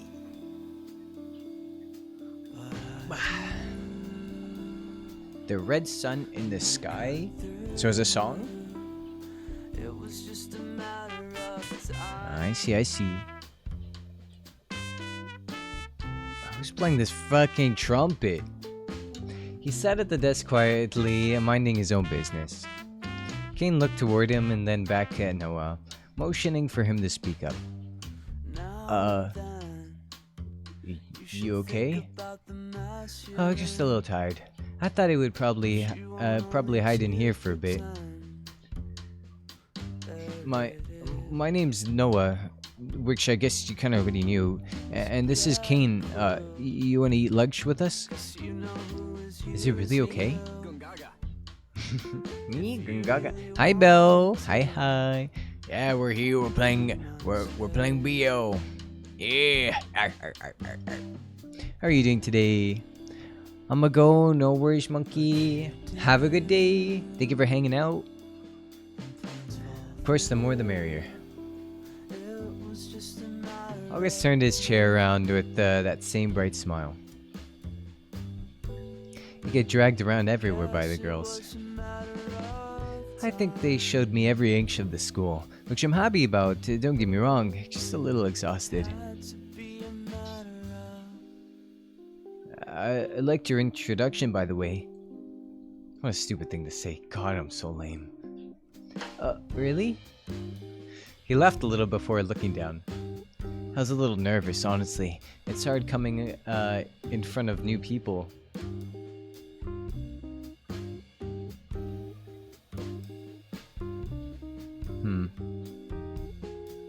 And talking about yourself. Why are you coming in front of new people? I'm not really that interesting, so I always have to build myself up to do that. I'm doing okay, I'm glad. You certainly broke the ice. You're gonna fit in well around here, I can tell. Thank you, I really hope so. His voice was gentle and calming. He had an air around him of brightness. I'm gonna go buy a drink. You two want anything? Just the usual. Do you want me to come? Nah, you can wait here. August? Oh, then can I have just the usual too? The usual? You just got here, boy. What's your usual? Noah could feel the gentle smile directed at him, and although all throughout his body. Lord have mercy. Got it. Ken left the room and it was suddenly silent. Noah tapped his finger uncharacteristically, wondering what he should say. What he could say to fill the silence between them. Psst, what's the usual, by the way? Just a cola. I wanted to sound cool, but if it was a coffee, I would have made an embarrassment out of myself. Yeah. Noah's fingers tapped against a book that sat in front of him. He searched for something to talk about. School. Too boring. Where he lived before here, I bet everyone's already asked him that. What's that? August pointed towards the book under Noah's fingers, his eyes filled with wonder. Oh, that, it's just something stupid, don't worry. Now I'm really interested. Can I see? You really want to see? Yeah, if it's okay with you. It's a little embarrassing. That's okay. I think everyone gets embarrassed about the things that they make sometimes. Because there's meant so much to you. means so much to you. Feeling shy about his works, he handed the sketch pad over to him. Inside was a plethora of porn. What the hell? Sketches and scribbles of anything and everything that had caught Noah's attention at one point or the other. For once, he was glad he didn't draw anything that day, lest August find a drawing of himself. You drew all of these? Yeah, sorry, I said it was stupid. They were so amazing. They're so beautiful. No, they're just... You have so much talent. His eyes were filled with so much power, so much wonder that Noah couldn't help but respond in earnest. I actually wanted to become an artist. I know it sounds dumb, but amazing. You're really amazing. You'll be a fantastic artist, I can tell. Have you ever tried painting? Oh, I haven't. I can hide these sketch books at home, but I think my family might notice if I brought in an easel. Why would that matter? They don't really like me doing art. Well, I think that you would be really good at painting. Your drawings are so beautiful. I'm really bad at painting though, and drawing, pretty much everything else related to art. Maybe we could try together? Nora blurted out the first thing that came into his head before instantly regretting it. However, he responded in earnest. That sounds really fun. I'll take you up on that offer. Noah found himself struggling to reply to that sincerity. Unused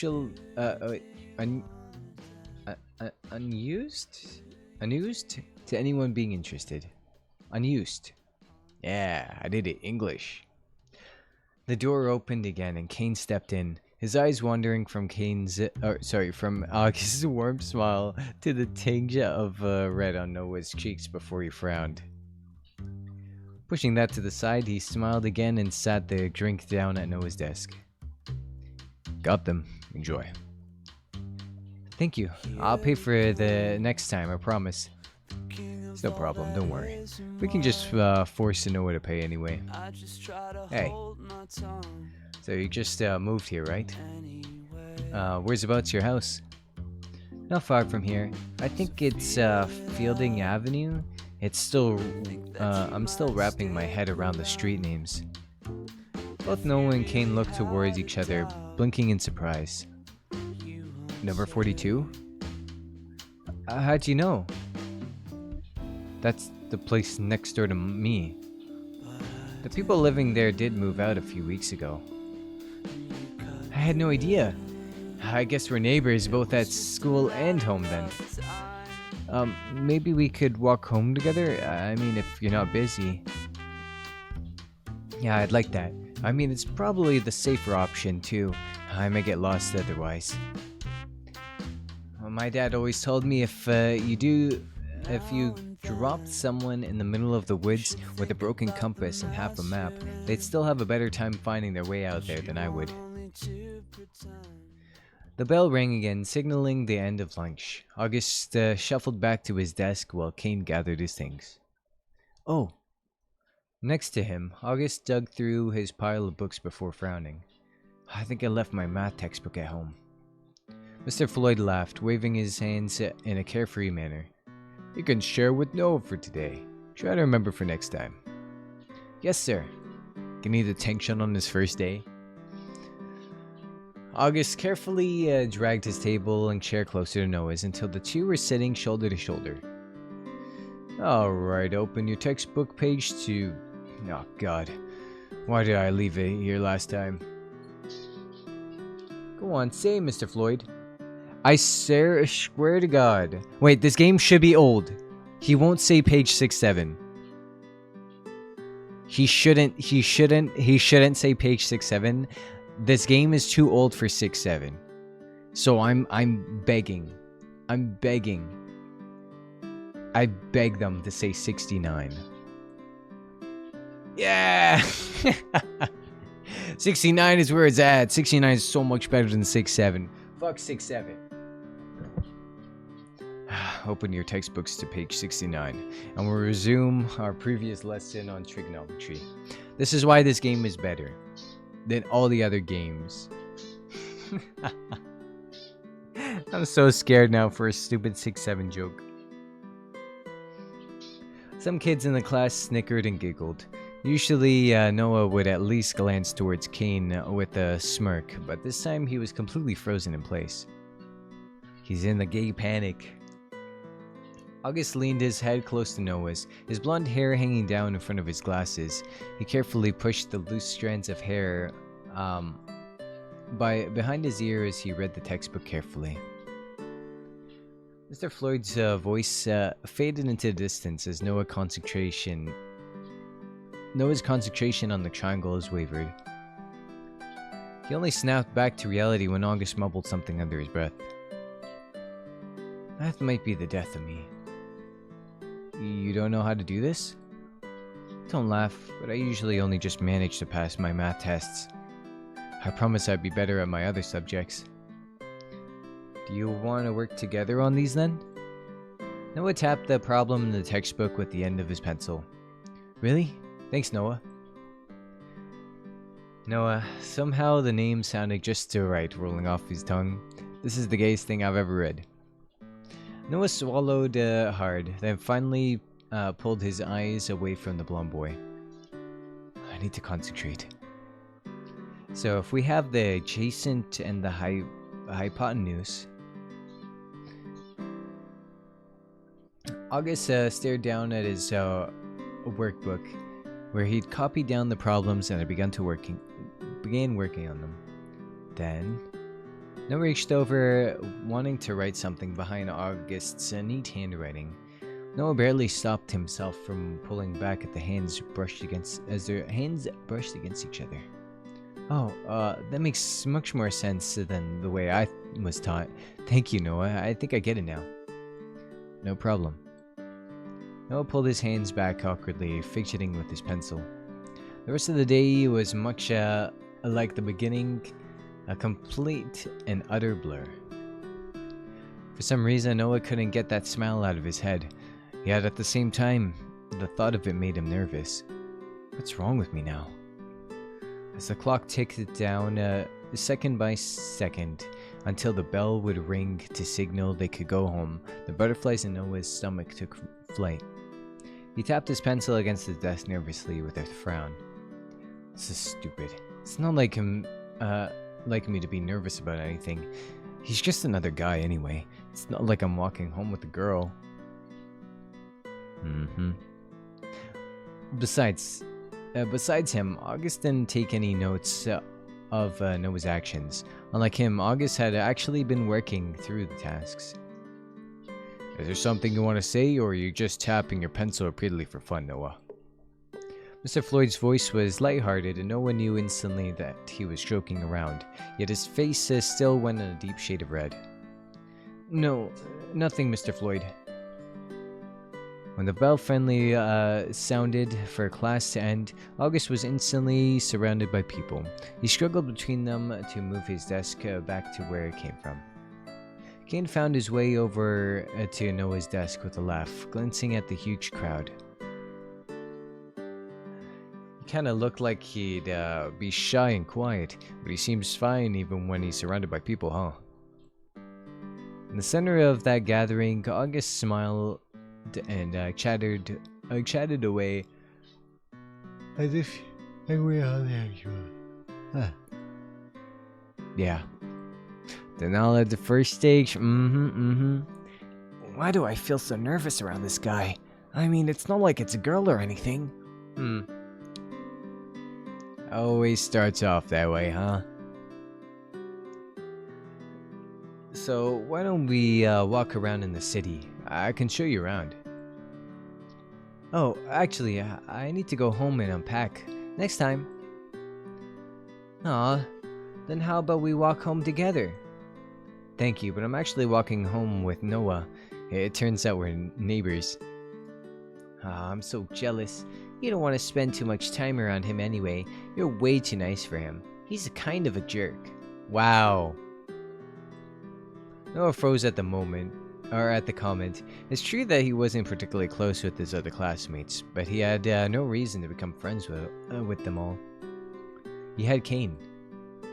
Thanks for the compliment, but I think he's probably nicer than I am. Also, I don't think it's nice to talk about people behind their backs. Yeah, stand up for him. Anyway, I need to go. Thanks for showing me around earlier.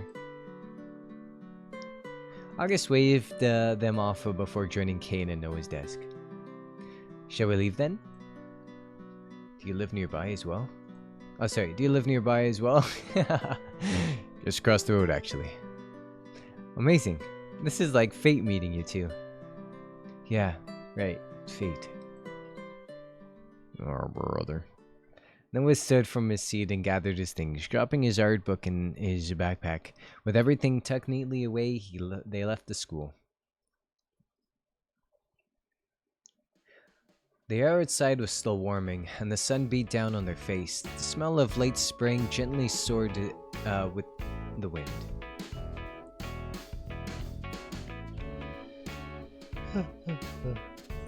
Each step felt like it was great effort. As Noah tripped into... As Noah gripped onto his chest, he wondered if he was starting to get sick. Need something to break the ice? Kane doesn't look like he's going to say anything. Think, brain, think. So, what kind of things are you into? Boys, maybe? Noah stood between Kane and August, but all of his attention is directed on the newcomer. I don't think I'm really into anything very interesting. Your hobbies are way cooler. We've moved around so much. I've never got into any clubs or anything, but I do like reading and taking photos.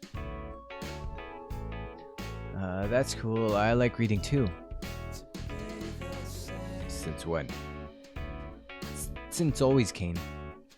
Can't remember the last time I saw you pick up a book. I do have a life outside of when you see me, you know. Wait, really? He feigned a shock, but Noah just rolled his eyes and looked back towards August, who was laughing at their antics. You two are really good friends, huh? I'm probably the only person who could put up with him. I'd say it's the other way around. Well, maybe, but you should have walked home. Wait, maybe we should have walked home without you.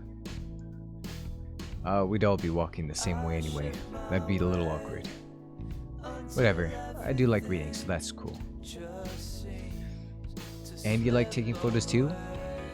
Yeah, my dad's been teaching me a little. Cool. I didn't realize they were so into photography too, Noah. Just shut up already. To be honest, I'm nowhere near as good as my dad is. Anyway, a little embarrassing only talking about me. What about you, Kane? Me? His only interests are good food and his own looks. Hey, tell me I'm wrong.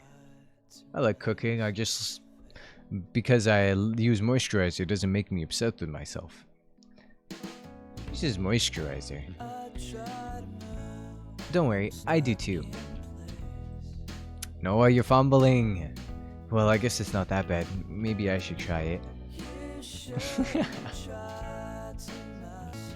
You already have such clear skin. You're really lucky. No, I think yours is a lot nicer. Oh, can we show August the shortcut? Kane smiled, interrupting the conversation. Oh yeah, good idea. The shortcut? It's easier to show you, but if you take a left up ahead, there's a shortcut through the mountains that leads behind Noah's house, and yours now. Really? That's amazing. It's not that much shorter, but it's kind of pretty, I guess. Since when did you find nature pretty? Since none of your business. With a laugh, they made a turn into the greenery and left behind the sound of civilization. Newsbreak: Ocarina of Time remake is announced. Ocarina of Time? The Zelda game? I haven't played like any Zelda games except for like 5 hours of what's the one where you ride a horse? I forget what it's called. That's the only one that I've played. Wham. Good news for Zelda fans. As the sound of traffic dimmed, so too did the sound of wilderness begin to settle around the trio. August looked around in wonder with his wide eyes. It's beautiful. This really is a beautiful town. I'm sure you lived in much cooler places than out here. Nothing ever happens. Nothing ever changes.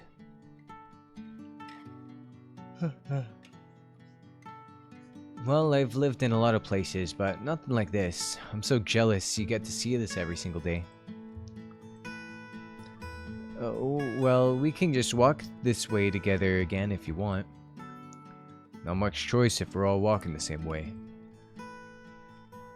Kane cut into the conversation, taking a few steps to walk ahead of the other two. The ground was uneven, stones that once made up a path broken and reclaimed by nature. Noah and Kane had traversed this terrain all of their lives. August, on the other hand, watched the ground carefully, cautious for anything he could trip on. The ground is a little uneven, so be careful. If you need a hand... What? Before Noah could even finish his sentence, August stumbled over a tree root that had forced itself out of the ground. He fell forward, straight toward the edge. With lightning speed, Noah grabbed August's hand and quickly pulled him back into the path. Are you okay? Oh, that was close. I'm fine. I'm totally fine. I should have just walked where I was going. Thank you, Noah. What would I have done without you? It's no big deal. Just be more careful. I will. Try at least. Noah looked down to where his hands was wrapped around August's. It felt warm. Warm and comforting. He blinked a few times, staring at the place they had connected. Oh, sorry, I got a little distracted. Noah quickly ripped his hands away and rubbed the back of his neck. Kane turned away from the scene and continued onward. August, ever with a smile on his face, raced to catch up. Quick, Noah, before we get left behind. We're nearly there. See that river over there? Oh, sorry. We're nearly there. I forgot what voice I used for Kane. Whoa, a river as well? Once you reach the river, you'll know you're nearly home.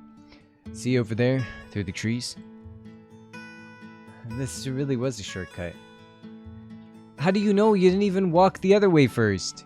You can't know if this is a shortcut if you haven't walked the regular cut first.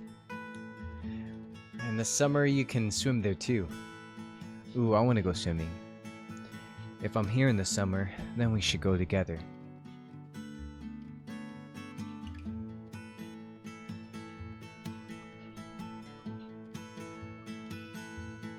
Also, if his dad is a photographer, I feel like that's like so much more expensive to move around to take pictures than to just go on vacation and like take a picture, like, you know, the travel and stuff. Because then you gotta like buy or rent a property like every single time, move all your stuff to that new house, take some pictures, and then move your house again. Like, what the fuck? Why doesn't his dad just go? Like, you save that money to freaking go and go on vacation or whatever. Take a plane ticket, visit other places. Finally, they found themselves in front of their house. Kane waved the other two off and left quietly, which Noah found unlike him.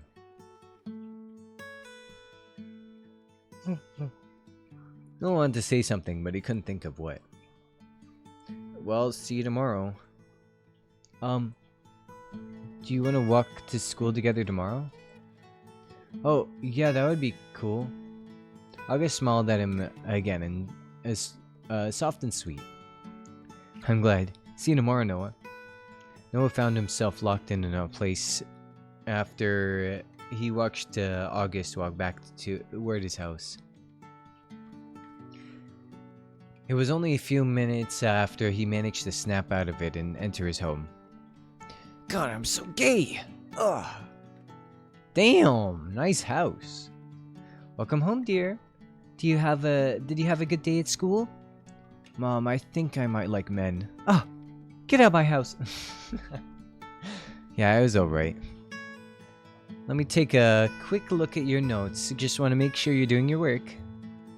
I did. You don't need to check them. I left them at school anyway. Then bring them home tomorrow, do you understand? Why? Do what your mother tells you to do. Sorry, do what your mother tells you to do. No, Mom, I'm glad you die later on in the game. His father grunted from the sofa, still dressed in a suit from a hard day's work. Noah knew he wouldn't argue with either of them. Fine, whatever. Did you notice someone new moved in next door? They both froze up as if an uncomfortable subject was mentioned. Yes, unfortunately. There's a new guy in my class, actually. We walked home together. No, well, you shouldn't spend time with someone like that. What? Why? Just listen to your mother. But why? He seems nice. My dear, you only have to look at them to realize. Well, they don't exactly fit in around here, do they? How do we say it? There's no woman in their house. I worry they're a little too feminine leaning themselves. Oh, she is homophobic! She is homophobic! Oh my god! A man can't raise his son by himself? Be like, feminine men. I worry they're a little too feminine leaning themselves if the father's anything to go by. It's not a good idea for you to be associated with someone like that. I don't know what you're trying to say. The boy's father turned up on our doorstep yesterday. Don't know how someone like him managed to afford a place here. Damn! But they obviously don't belong. Photography. Pfft. He should get a real job. Like me, when I'd grade women. That's right. They don't look like they have money to be here, so we sent them off. What the fuck? He's like, hey, I'm new to the neighborhood. I brought you some gifts. Get out of here, photography boy. You shouldn't be here. Get off my property. You don't got the money. L woman? Honestly, L woman, L man. I'm glad she's dead. I don't want to be embarrassed in front of the neighbors. He came to say hi and you threw him out? You don't need to put it like that, dear. If the son's anything like his father, then you're to steer clear of them. Something's not quite right. Wouldn't be surprised if either of them batted for the wrong team, you understand? Damn! Noah frowned at their words. But I bat for the wrong team. No buts. Upset, Noah stormed out of his room. Or out of the room, yeah. God, they make me so angry. Noah dropped his backpack to the floor and pulled out his sketch pad. Filled with anger, he lazily scrawled lines over a blank page. Why do they have to care so much about that? How they're seen? Maybe I should go apologize to them. For some reason, one comment stuck in his head. They think August would like guys? Who would do that? I mean, he doesn't really seem like he would. They didn't even meet him. But if it wouldn't matter if he did. I wonder if he does. His mind kept turning in circles, spinning and spinning, while his pencil dragged harshly along the paper until finally the lead snapped. Chapter 1. Wait, we weren't on Chapter 1 already? Alone. It was an inescapable fact. He was unloved, detestable, undesirable. Nothing he did could help him to escape that. No matter where he went, those eyes, filled with hate, would follow him.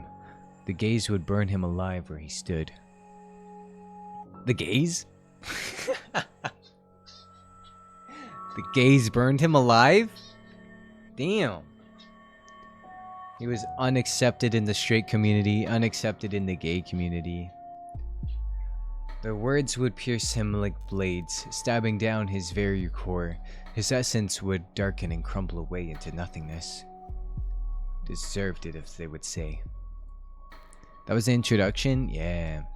I guess that was us. Maybe August died? I still want to know who died. Who the fuck died? Oh, I should probably save. Quick save. If you listened to us, this wouldn't have happened, they would scream. Why couldn't you be normal? A cry would sound. Even here, far beyond where those words could find him, he would still feel them, in his chest, in his mind, in his heart. He would always be alone. Always. No one else could love you. No one else could put up with you. So just curl up in a ball and die already. Die. Just die. Noah slowly opened his eyes. He still sat in front of his easel. On it, a new canvas still blank. His eyes darted back towards the painting that had appeared the night before. A nightmare, disgusting, warped reflection of a father who would never love his son, who could never love his son. It was beautiful. It was everything he'd wished for. He stood from his place, stretching out his sore shoulders. His bones creaked and ached for years of being bent over his work. Absentmindedly, he picked up the remote and turned on the TV. Background noise, white noise, that filled the void where he had been left empty.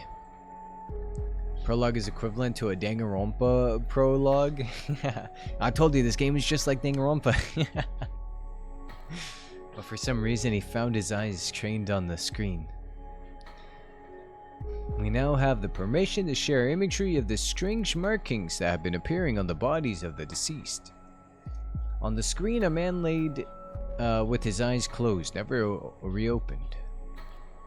Oh, sorry, I thought we were still the broadcaster. Vines wrapped around his arms, trailing up to his throat, and finally growing onto his face. They centered a flower in the middle of the man's forehead. Wait, they're just showing a dead body on TV? Beauty and death. This man was found at his home late last night. Previously, his wife was found in the same condition. Police are still investigating whether foul play was involved. That'd be a crazy, murderer. They tattoo their victims after they kill them. They just well, gotta practice my tattooing.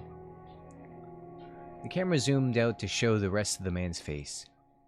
Noah froze. His eyes traveled to his painting, then back to the screen. It was his father. There was no doubt about it. Without second thought, Noah jumped to his feet and approached the TV. He held onto it tight, searching for some kind of answer. Was he sad his father was gone? No. It is what I saw last night. So far, the police have not shared any leads. We'll keep you updated on the case as the case unfolds. So not only are they showing a dead body on TV, but they're also showing his dead father? Damn. Well, that means both of them are dead. Yay! Is it possible? Did he die because of what happened yesterday? But that wasn't really him, just a shadow in a dream. These words swirled around his head, threatening to consume him. Questions surfaced one after another, but he couldn't think of a single answer. He felt as if he was going crazy. I need to talk to someone. Anyone. How about Kane? But who would understand? Who would care? Kane. He has nobody after all. Kane. He literally came over and gave you a meal and gave you some reverse osmosis water. Kane. Noah grimaced at the thought. He did push him away. All he did was make him leave, and now he needed him. What do I do with my phone? What did I do with my phone? He searched high and low before remembering he put it in a bin. With a sigh, he reached in and managed to find it. He switched it on. 11 missed calls from his father. He deleted the records and instead tried to call Kane. Your service has been disconnected. Please visit us at... Fuck. Noah hung up and quickly began slamming his phone down. Bills. It was always bills. The money he'd saved up from reaching its end. Where he was reaching its end. Fuck, Kane. Why aren't you here when I need you?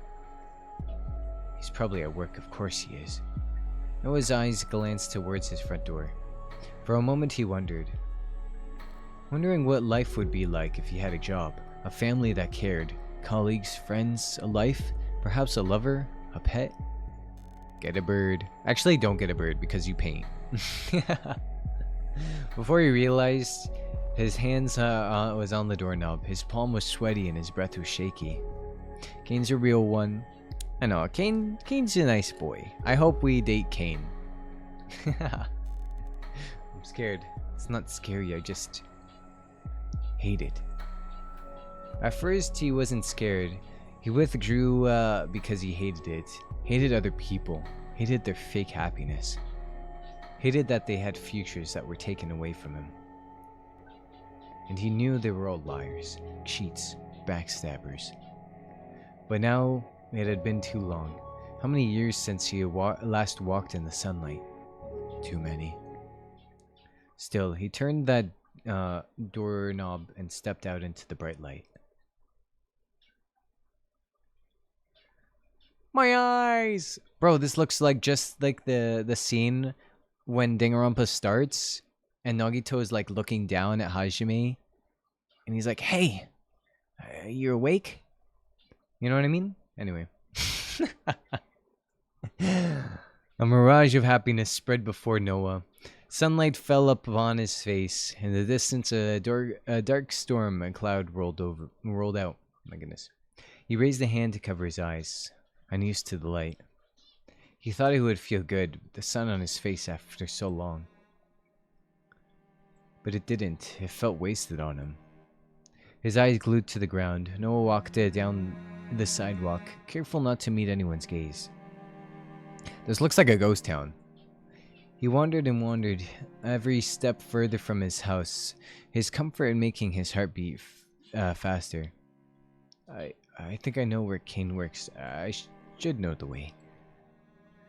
His uneasy steps continued.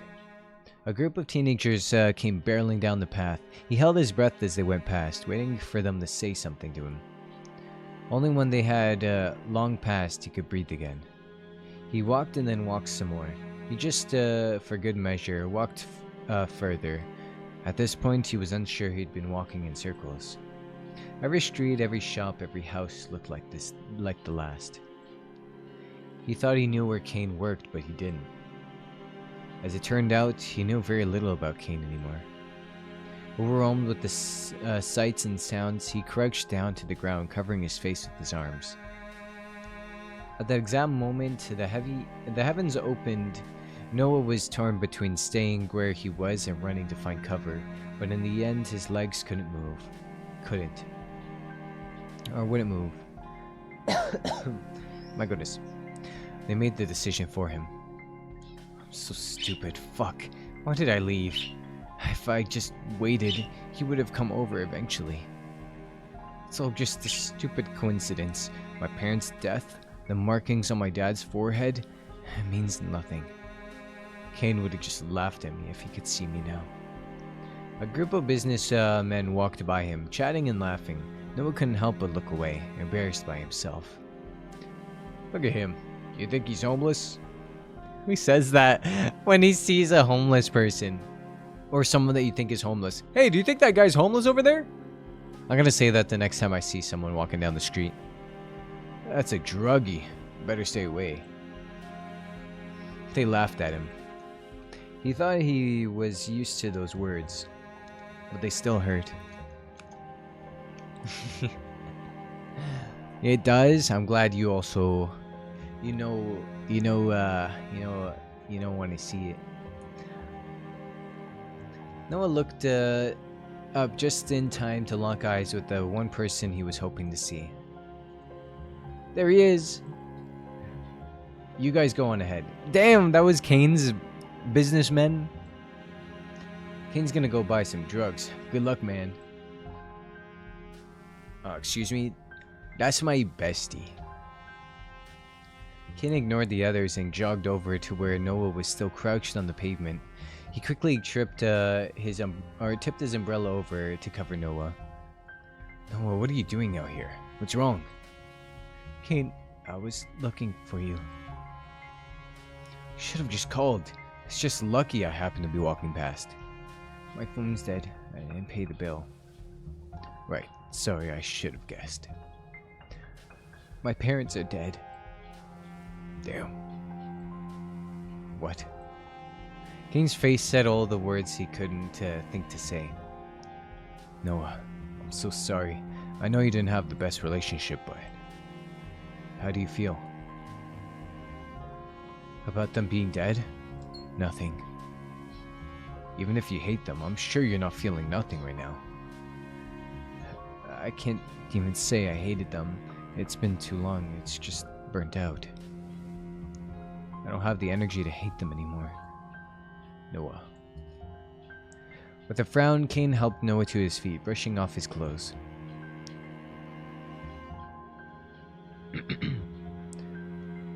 Let me walk you home. We can talk on the way, okay? Noah nodded, unsure of where to start. It's just about them being dead. It's how they died. This might sound crazy, but the world collapsed around them. The fuck? As they disappeared, someone else stepped in the place they've just been. Who the hell is this twink? He's got the flowers.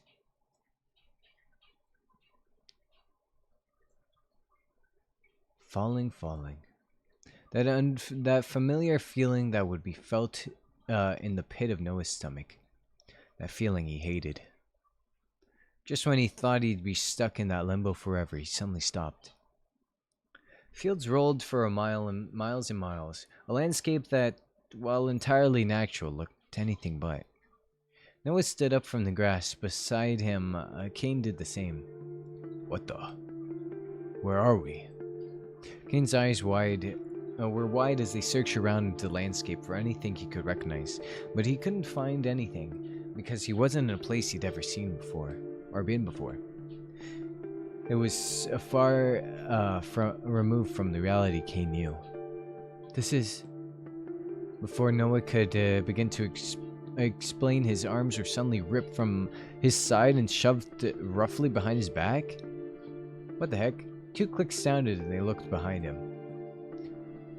Trespassers, this far into the kingdom?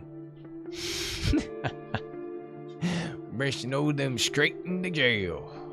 It's King finds out, you'll be furious. Jail? King? I think you misunderstand. We're just... Silence!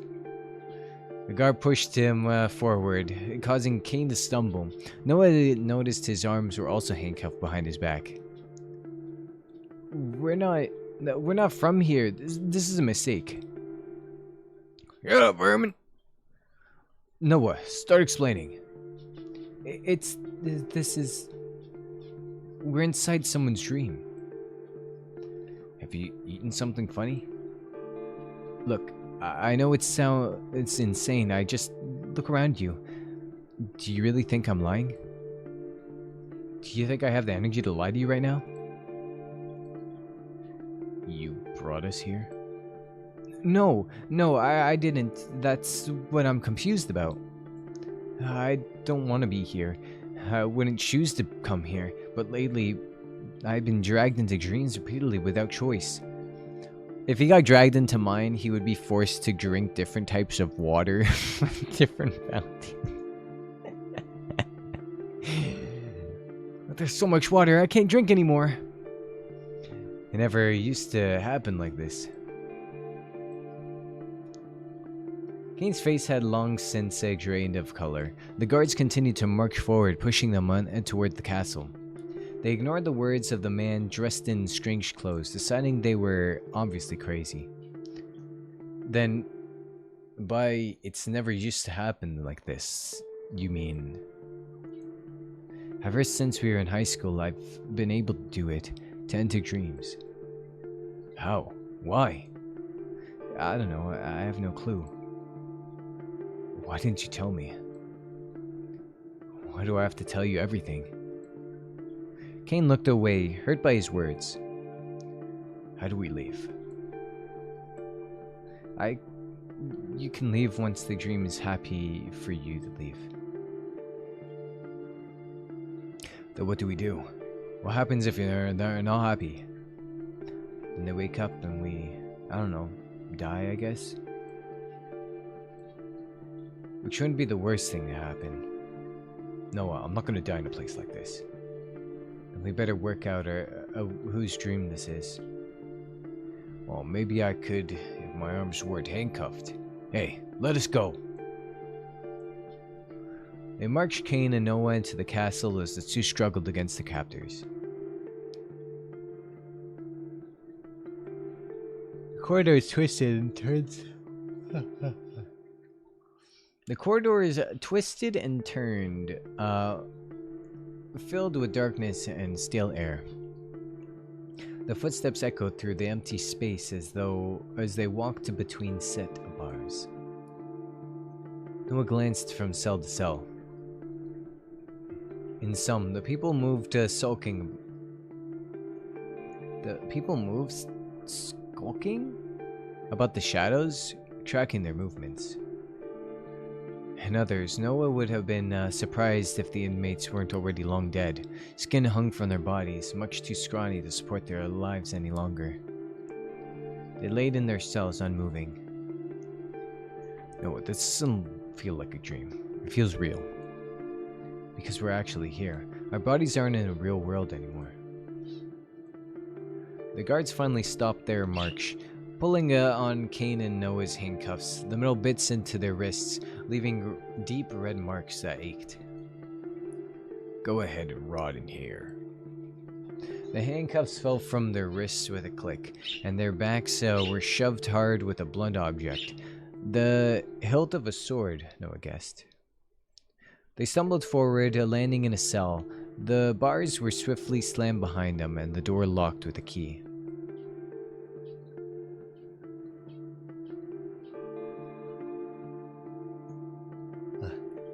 Hey, did we get a trial or something? Don't ignore me. Hey, come back here. Crap. Behind them, they hung the key from a hook just out of reach of the cell, as if to tease them with freedom. Shit. No, this isn't good. You don't say. Noah cast his eyes around the cell until they came into contact with something. No, not something, someone. A man sat leaning against the stone wall, chains keeping them from moving. Every cell in Noah's body froze. Not him. Why does it have to be him? Kane's eyes followed Noah's before they settled on the man. Is that Mr. Floyd? Sure looks like it. So it is it his dream? Probably. Why is their teacher dreaming about them? You want me to? I'll handle it. Wait, before either of us do any handling, can we talk for a minute? Sure, because we have the time to spare. Just a minute, please. Noah crossed his arms, waiting for the questions to start. Why were we pulled out of here out of nowhere? I have no clue. Like I said, it never happened like this before. Every other time, it was just by choice. Which means yesterday was even stranger. What about yesterday? Noah weighed it up on his mind. Wondering whether he should tell Kane or not. Eventually, he decided to tell him the truth. I stopped coming into dreams years ago. And then yesterday, just like this, I was pulled into one. It was my father's dream, I think. And I saw him get shot. Then this morning, he turned up dead. What? His eyes went wide. Are they connected? I don't know, maybe. It's the Phantom Thieves. Those are marks that have been appearing. People dying in dreams. That's what I came to talk to you about. Anyway, let's just work on getting out of here, okay? Kane nodded in response. Noli?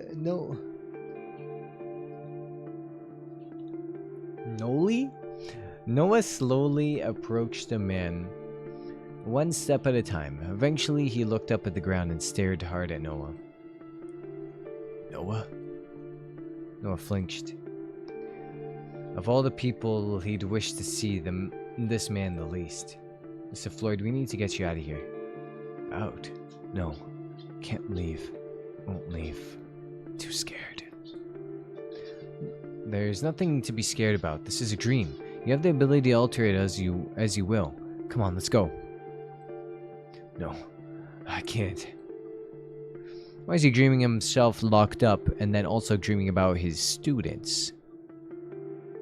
As he's locked up in jail and he's like, no, I need to stay here. Suspicious.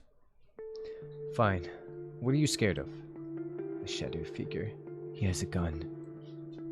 Alarm bells are ringing in Noah's mind. He looked back towards Kane, who was already frowning. No one's gonna hurt you.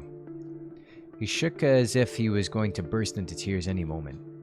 Noah sighed. Looks like I have to do it the hard way. Then let me help you. You'll help me? After everything? Yeah, just stay there while I work out how to get you unbolted. Then we'll leave together. What did the teacher do to him? Wait, Noah. I want to apologize. Noah turned his back, uninterested in where the conversation was going. What did the teacher do to him? I don't have any use for your apologies. If it were up to me, I would have left you here to rot. But Kane doesn't deserve to share that fate. Get him unbolted and get the door unlocked. That should be interesting. What do? We get him out of here. Then we'll be able to leave. You make that sound way too easy.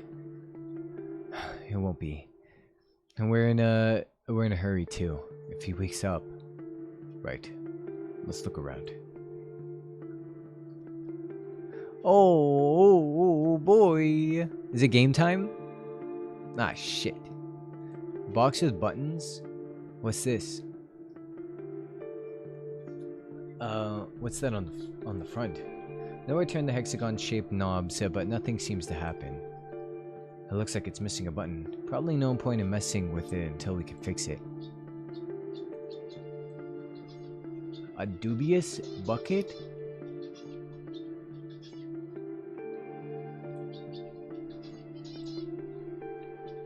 There's really no way to get around looking at it, is there?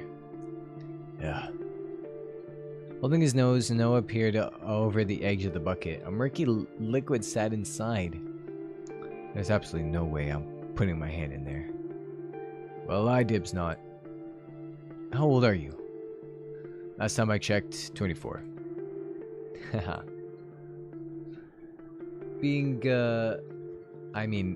Ha. I don't know why I giggled there. Me being hilarious aside, do you really think there should be something hidden there?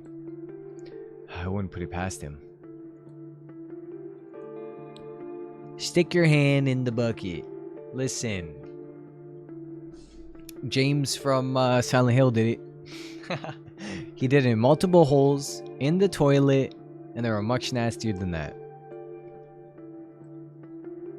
Why don't we leave this as a last resort? Yeah, probably a good idea. Unless you'd rather stick your hand in there. No, let's just leave it for now. I got no inventory. With the unsteady heart, Noah looked towards the large bed. Let's sat in the center of the room. Pretty much what I expected a medieval prison bed to look like. Guess I'll check it, just in case. I'm not too excited about digging through someone's used bedding though. Want me to do it? Noah blinked in surprise for a moment before nodding. It was Kane it was with after all. He had always been the kind of person who would happily take the job no one else wanted to.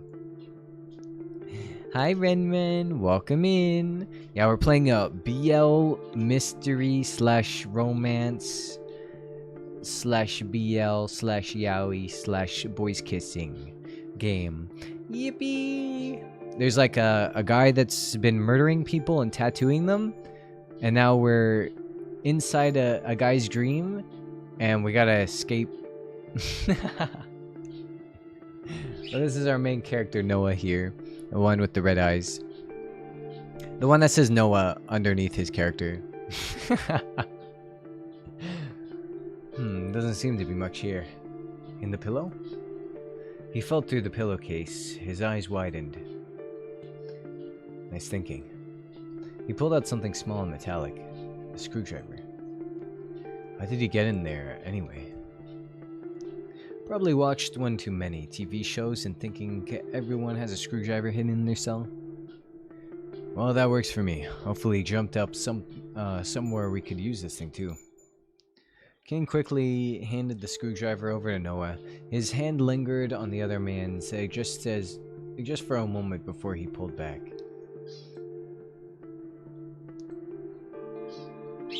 Standing proudly next to the torn down bed was a wooden bedside table. On top, a small candle bolted to the surface. Bolted? Noah approached it carefully before reaching down to touch the surface. Clean. What's in the drawer? Let's find out, shall we? Grabbing onto the handle, Noah pulled, and it refused to budge. I think it's locked. What kind of prison lets their prisoners have a locked drawer? This one, apparently. I suppose anything's fair game in a dream. Let's find something to unlock it. Noah turned to the chained up man, still sitting on the wall, but he refused to look back at him. Hey, what's in here? Just leave him. He obviously doesn't want to talk to us. Alright, what else can we look at? Bars? Outside the bars, various voices could be heard. Some were barely more than whispers, fleeting words never to be discovered. Others are screams and shouts, the sound of those never to be released, begging for freedom. Even if these people aren't real, this isn't right. Unless you feel like staying here with them, we need to get out of here. That's all and well, good to say. But there's a thick set of bars stopping us from leaving. Oi! Be quiet in there! A guard walked past, bashing the hilt of his sword against the metal bars. Noah and King jumped back in surprise. Seeing someone with a sword, it wasn't on my bingo card for the day. Just outside the bars, the keys hung on the hook by a rope, far out of reach. The rope trailed down to the group, begging to be pulled on. The keys are hanging right there. If we could just reach them. From this far away? Maybe there's something in here that we could use to grab it. I suppose it'd be more difficult than that, though. Hey, what's that? Kane pointed toward the ground beside the bar where there's a piece of paper sat. That wasn't there before. Quickly grab it. Looking back and forth quickly for more guards, Noah peered at the paper that had been dropped outside the cell. Stretching his arms between the metal bars, Noah reached out far enough to grab it with his fingertips. Kane watched over his shoulder, inspecting the newly acquired item. It's a schedule? Looks like it. What does that say? William Edward Bernard Ralph. 7 till 1, 4 till 8, 2 till 6, 1 till 7. But who knows what time it is now anyway? Maybe you mean something. Let's just hope the guards won't be breathing down our necks while we're trying to, you know, escape. Beyond the bars, keeping the three inside the cell from freedom, a hollow noise sounded metallic in nature. A shiver ran down Noah's back as it echoed through the prison, the source unknown. Yeah. For now, let's just take another look around. Alright, we got piss bucket. Got box. We got schedule and a screwdriver. Me? Gungaga. Oh, they're so quiet. Hi, butt bees. Welcome in.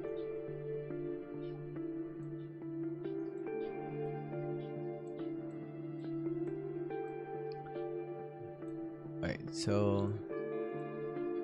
Can I look at the schedule? Kane stares down at the piece of paper in his hand. His eyes follow the letters closely.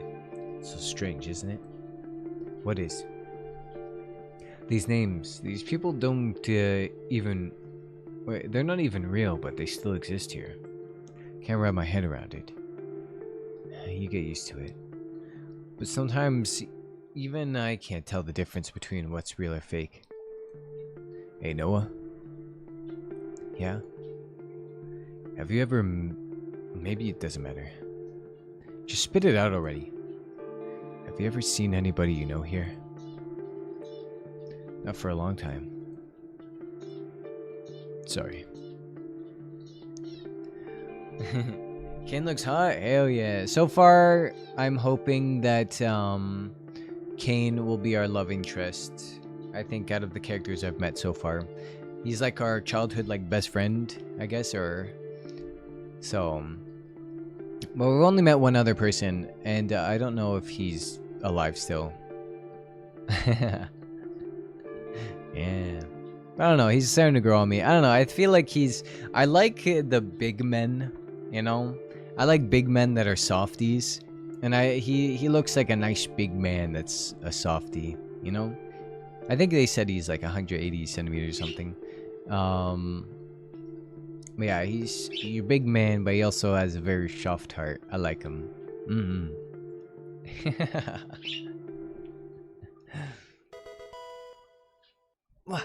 Why do I want to see Yaoi? This is Yaoi. Well, it's a BO. So there is romance.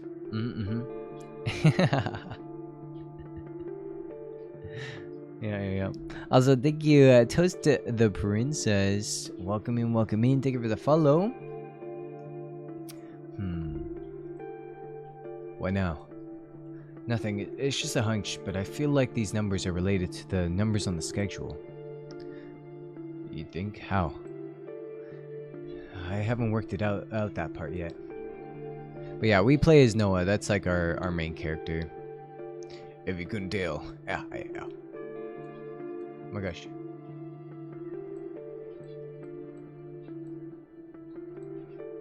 Alright. Screwdriver. Rotating the box, Noah carefully checked for anything suspicious. Nothing. How could he could at least imagine these puzzles a little bit more easily cheated. Wouldn't that be nice? I wonder if I could just force the drawer open. Here, let me have a try. Kane quickly took the screwdriver and went to work, but no matter how much he tried, he refused to budge. Jesus, what's this drawer made out of? Suppose he dreamt up a specific way to open it. Nothing else will work. Fine, let's keep looking. If I stick the screwdriver in the bucket. The screwdriver in one hand and his will to live very quickly diminishing, Noah turned toward the bucket. I guess there's no choice. What's the plan here? Unscrew it? Why doesn't he just dump out the contents, like in the corner or something? I'll let the contents spill over the floor? No. I'm just gonna check if there's anything actually inside in there. The screwdriver dipped into the murky liquid deeper and deeper until it hit something with a soft twang. There's something in here. Ew, I don't like that when there's stuff in like water that you don't know. Like you can't see what it is. What if it's a turd? I'm still not sticking my bare hands in that thing. I don't know what's in there. I think I could take a guess. Please don't. Alright, so there is something in there.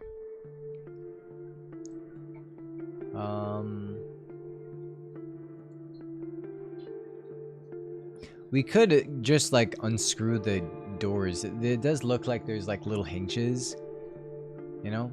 The sound of gentle dripping came from somewhere down the corridor, for some far off corner of the prison.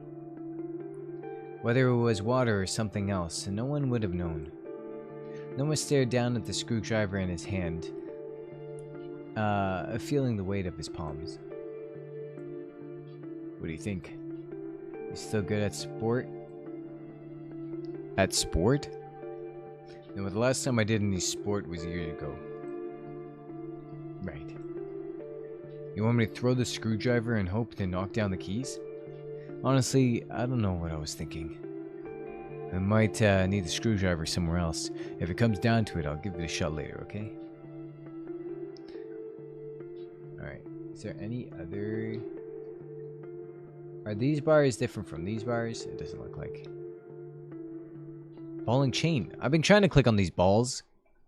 I wonder if I could get these down these weights. What for? If anything else fails, we could just break down the wall. Let's leave that as the last resort, but I don't want you to hurt yourself. Okay, let me put away this screwdriver. Put it away! Oh. I don't know how to put it away. Oh, okay.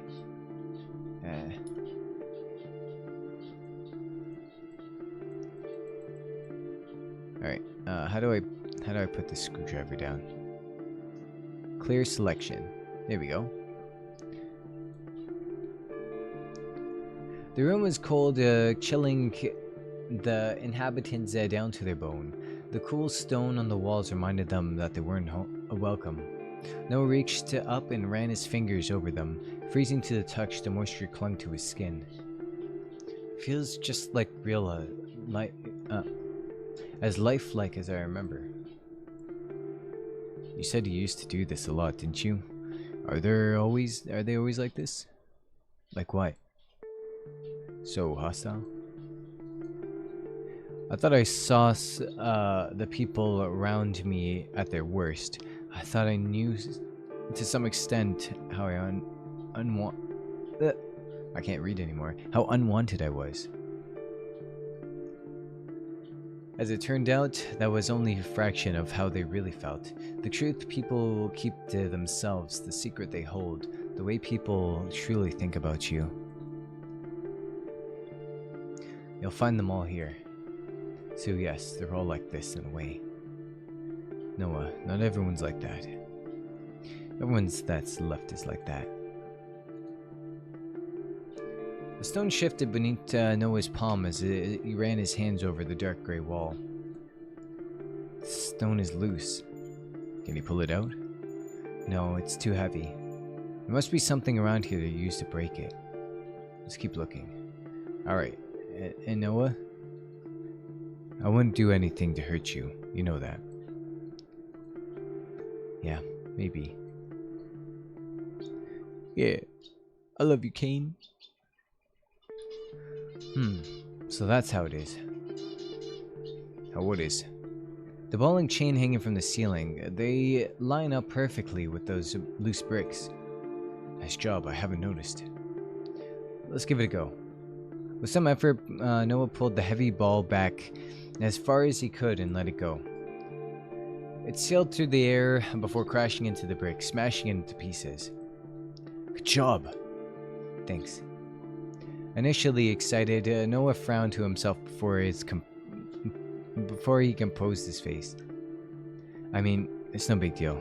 I just gotta get out of here. You still did a good job. Oh my gosh, he still did a good job. There's nothing wrong with being happy about that. He's like, no, I can't be happy. I gotta be depressed. This isn't the place to be happy. There's nothing wrong with happiness. Oh, what the frick is this? Behind the crumbled remains of the loose brick was a thick metal gate, held on tight by 4 screws. Oh, if only we had a screwdriver. Can you see behind it? No, peered in it with no luck. Nope. We'll have to get this gate off. Alright, now I can use my screwdriver. With precision, Noah raised the screwdriver in the 4 screws in the corners of the grates, quickly removing it from the wall. I knew that screwdriver would come in useful eventually. But what's this behind the gate? A box? Noah stared at the unknown item that he uncovered behind the gate, screwdriver still in hand. He raised it, almost as if it was protecting himself. Let's take a look at it before we try to take it to bits with that already. Alright. If you're worried, I can take a look. No, it's fine. I'll take a look. Alright, I need to put the screwdriver away. No one came and approached the hole in the wall to find a small square box. Tentatively, Noah reached out and picked it up. It turns out, around his grasp, there didn't seem to be anything noteworthy of its surface, except for 4 unmarked buttons on the front. What is this supposed to be? Good question. He pressed a few buttons, but nothing eventually happened. Eventful happened, sorry. You think we have to press them in right order? Probably. Nothing's easy. How are we meant to guess? It could be anything. There should be a clue somewhere in the room. That's how dreams usually work, hopefully. Kane nodded in response, his eyes caught on the small box. Or we could try to smash it. And if it has something breakable in it? Right. Well, I'm sure we have half a brain between us. We can work it out. Speak for yourself. Alright, should I take a little schedule? Noah stared hard at the numbers that graced that guard's schedule. His eyes almost boring holes into this sheet of old parchment. This must be correct. Or connected. Okay, it's not that.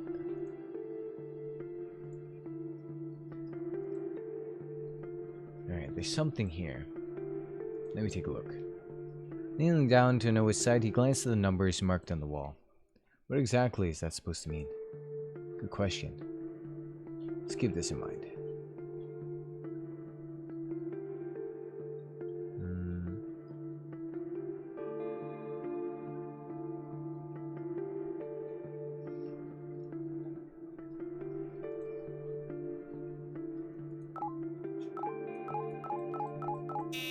Ah! Ah. Are you okay? I didn't realize that there were buttons. I saw I had to fill something in. I find it just shocked me a little. Let me take over. It's fine, I got this.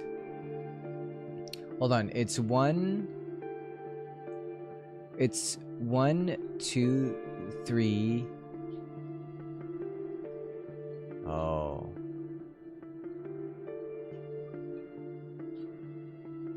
1, 2, 3, 4, 5, 6, 7.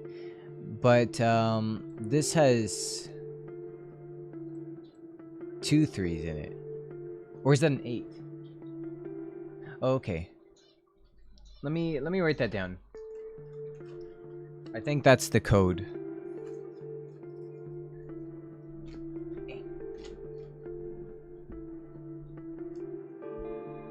Where my pen's at? Let me see here. We got 1, 5, 2, 8, 3, 7, and 4, 6. So then that means that it's 1, 2, 3, 4, 5, 6, 7, 8. No? Damn. You okay? How does that not... Are you sure? Maybe I did it wrong. Unless...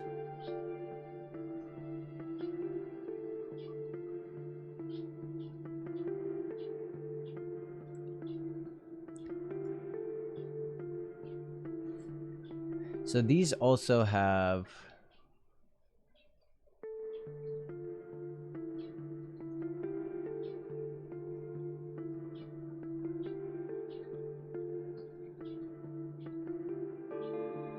Maybe it's 1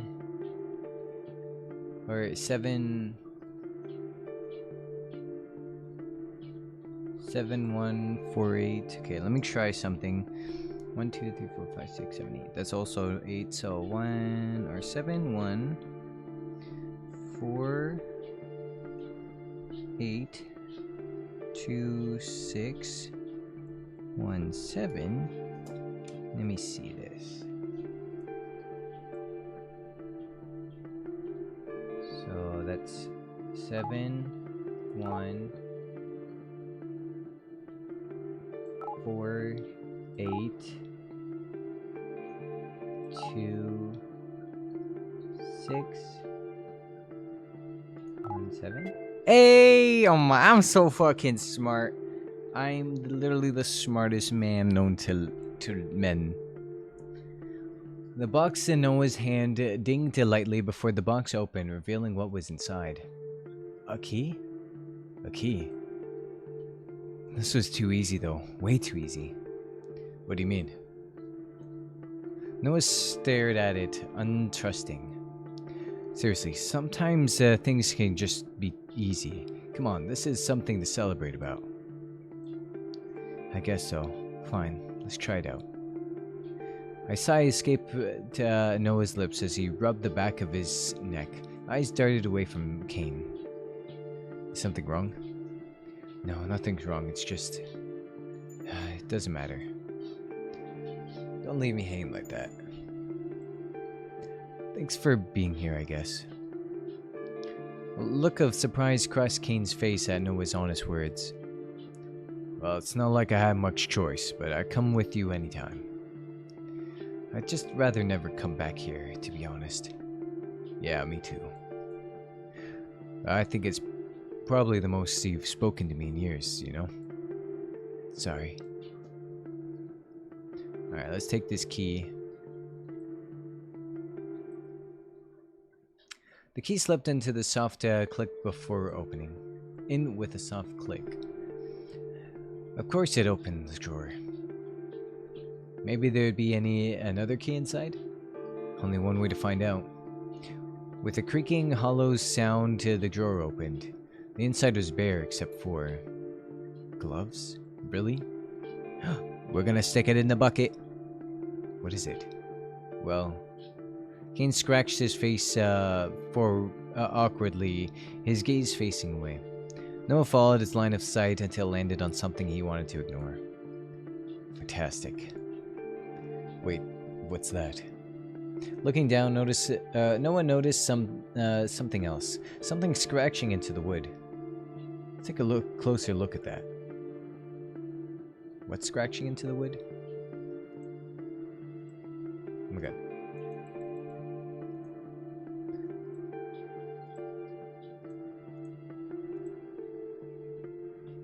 Oh, scratched into the wood. What do you think this is supposed to mean? Well, that's a good question. Well, whether we can work it out right now or not, I think this is probably important. Helpful. Alright, let's take these gloves and stick them in the bucket. I can't believe I'm doing this. The offer still stands if you want me to give it a go instead. No, I can at least do this much for myself. There's nothing wrong with depending on me. With a slight frown, Noah discarded any response he had for Kane and dipped his hand into the bucket. So, slowly, As if he was scared to find out exactly what he just grabbed hold of, he pulled the object into sight. A bottle. My reverse osmosis water. The water was darkened and dirty, hiding whatever was inside of it. Kane leaned in close. The cork was removed. Noah flipped the bottle over, letting the contents falling out on the rock ground with a clack. Facing upward from the ground was a tiny hexagon and a crescent moon design. Not what I was expecting, honestly. This better have been worth sticking my hand in for that filth for. What the fuck is Mr. Floyd doing? That bucket was only used for a ceiling leak. It's just been sitting there for a while. No, I'm sure you pissed in it. Looks like you got it all worked up for nothing, eh? Alright.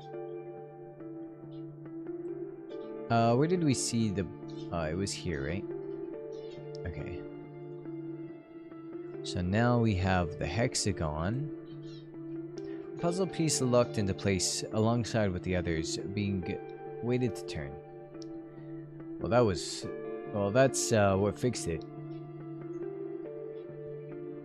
Alright. So now, I think this is for the scratching puzzle.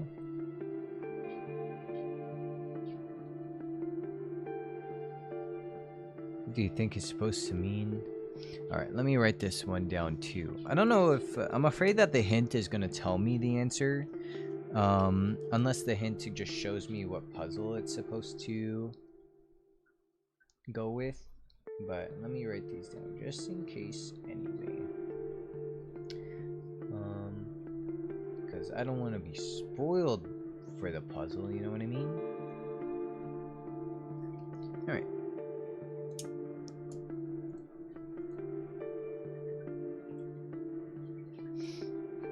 But I don't know how that will... Oh, here.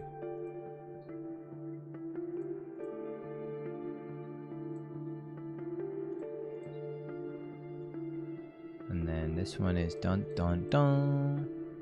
Ah! The 4 buttons lock in place with a click. Kane and Noah leant over, waiting for something to happen. It's not really as satisfying as the other puzzle is. Maybe if it made a noise. Well, it doesn't matter. Let's see what's inside this thing. A candle? Oh, we can do some wax. Some kinky wax shit. Lie down on the bed. Interesting. Noah.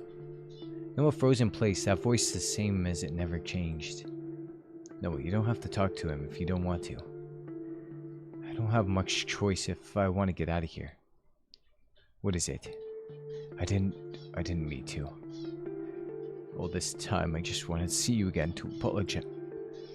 Well, I'm here. And if this means nothing because it isn't really you, you're acting sorry for yourself, that's all. Do you think you're the victim here? You think I have to forgive you just because you want me to? No. I'd rather you sit there and feel sorry for yourself. Don't bother talking to me unless you're going to help us leave. Damn. I wonder what the teacher did. Did we do it?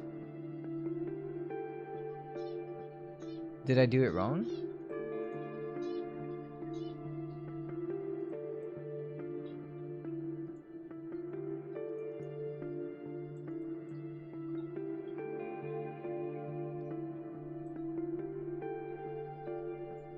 Huh.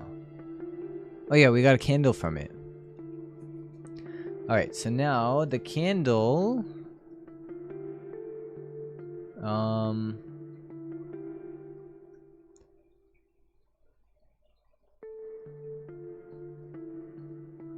The bars? I wonder... I always stared at the key dangling where the guard had left it. He gripped the unlit candle in his hand tight. All these stupid hoops we've jumped through, and the key is still that far away. Fuck. I'd say we've made some ground. Yeah, if I could just pull on that rope or... He looked down at the candle again, his eyes going wide. Or...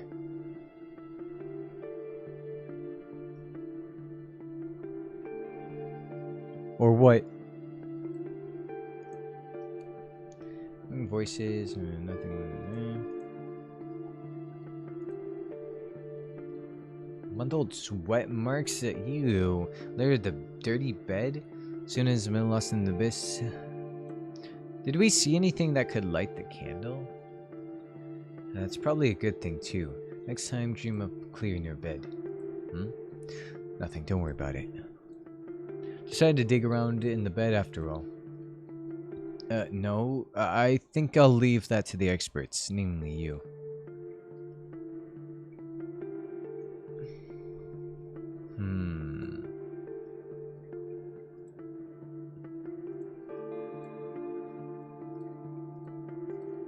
Alright, so we've done that. There's nothing more with that.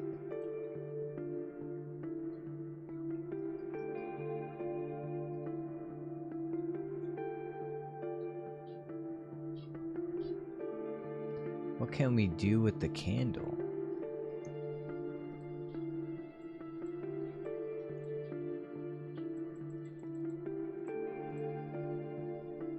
Or what? Oh, is that a light bulb or a flame? I thought that was a light bulb, but also we're in a cell, so it probably would make sense if that was like a flame. The man chained to the wall shuffled in place. Metal scraps against stone and sound of jarring and discomfort that Kane couldn't help but shift from foot to foot. As Noah turned toward the sound, a scene came to mind. Outside the sun, high in the sky, someone stood at the front of a classroom writing something on a whiteboard. He tapped his pen against the desk at the teacher's voice became background noise. He glanced at the side. A boy with blonde hair and round glasses glanced back at him and smiled. The scene fell away into nothingness. In its place was his childhood teacher, huddled over on the floor, completely alone. Noah turned away from the shell of a man and beside on the bedside table. On it, bolted down, was a small lantern.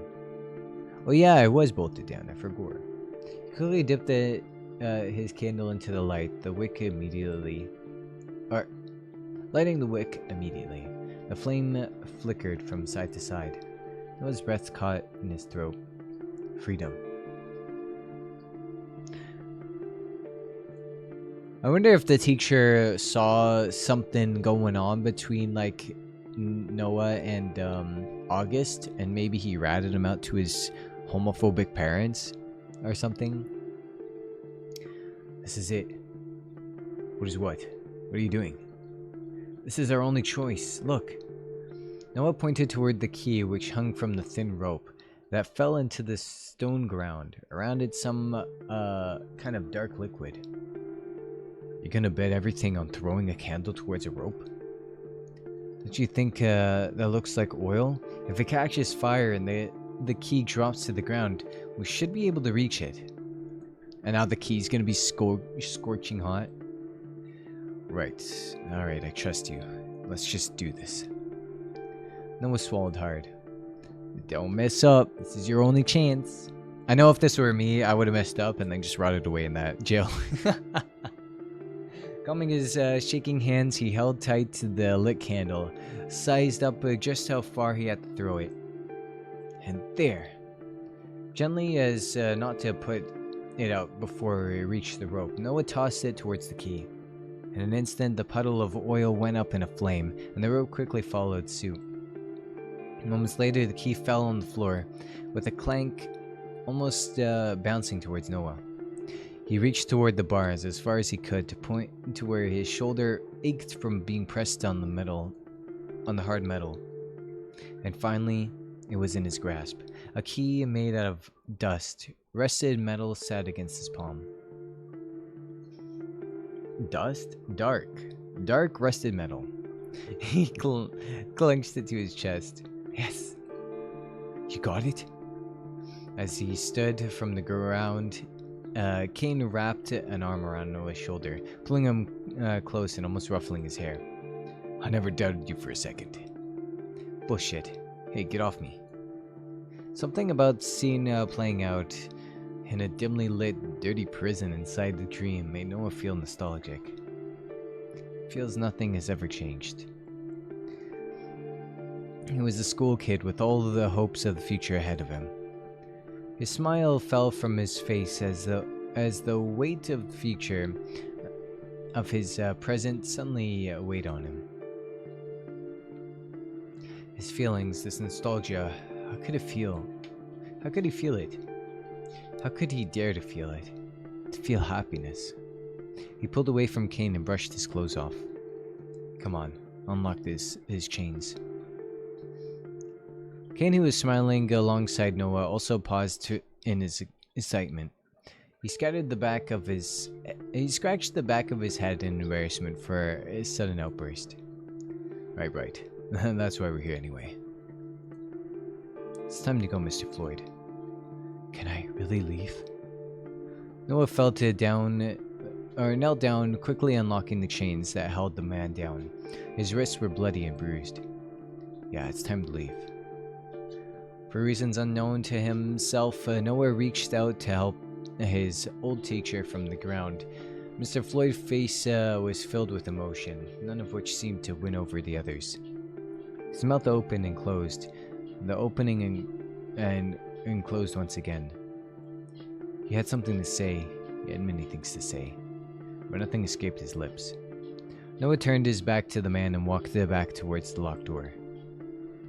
The key slid effortlessly into the lock and opened it. We did it! At the same time, the world began to fall apart around them. The walls fell, the floor cracked. God, the music. And the cell shook as if it wanted to tear itself apart from reality. Mr. Floyd looked as if he reached out to Noah. His mouth opened, but no words came out as he disappeared too. Noah grabbed Kane's hand. Run! We gotta go! What's happening? The dream's falling apart. We don't have long, we need to get out. Hand in hand, the two ran through the twisted corridors, searching for the light that would be the savior to the world rumbling around them. Booms echoed throughout the building, so loud they could feel it in their very cores. Kane's hands in Noah's felt sweaty. Noah was sure he felt the same. His legs burst, his muscles screamed out in pain, begging for relief. When was it been the last time he'd ran like this? Probably after. There, the door! They sprung out the door into the world outside, just in time to watch the entire castle fall into a heap and get sucked out of its existence. The world outside looked much... Alright, the crazy music still. The world outside looked much... Oh shit! Much the same as they first arrived, but soon it wouldn't.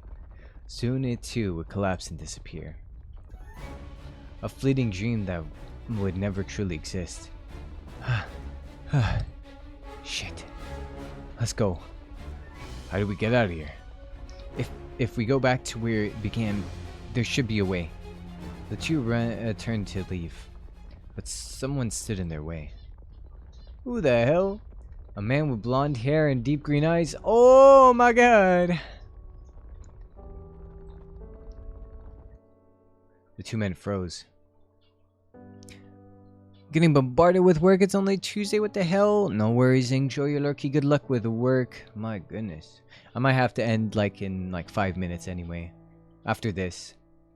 Their mouth hung open with surprise and their eyes were so wide it couldn't have been a surprise to either of them if they simply burst out of their heads.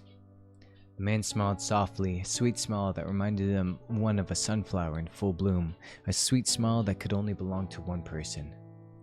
August? He looked at Noah with sadness in his eyes. Noah. Noah had a million questions running through his mind, a million things he wanted to say, a million things he wanted to do. But his mouth wouldn't cooperate. He couldn't say a single word. How many times had he gone over a situation like this in his head? How many speeches had he prepared were he ever to see August again? Tears formed in the corner of his eyes. King continued to stare, deep in confusion. How? Is he part of the dream? Mr. Floyd knew him well, so it wouldn't be a surprise. But he looks so whole, so real. Who are you? My name's Crow. Yeah, you're not Crow. Who are you? He waited for those words he wished for so dearly. For him to be real. For him to be August. I'm nobody. Just a wanderer. You two had best be going, before we cease to exist along with the rest of this world. The boy named Crow smiled at them, the same gentle smile that no one knew so well. He wanted to run back to him. He asked him those million questions. When instead he felt a tug on his hand. Kane. No, we have to go. But he... When Noah looked back, he was gone. Just before the world turned in on itself, Kane and Noah escaped.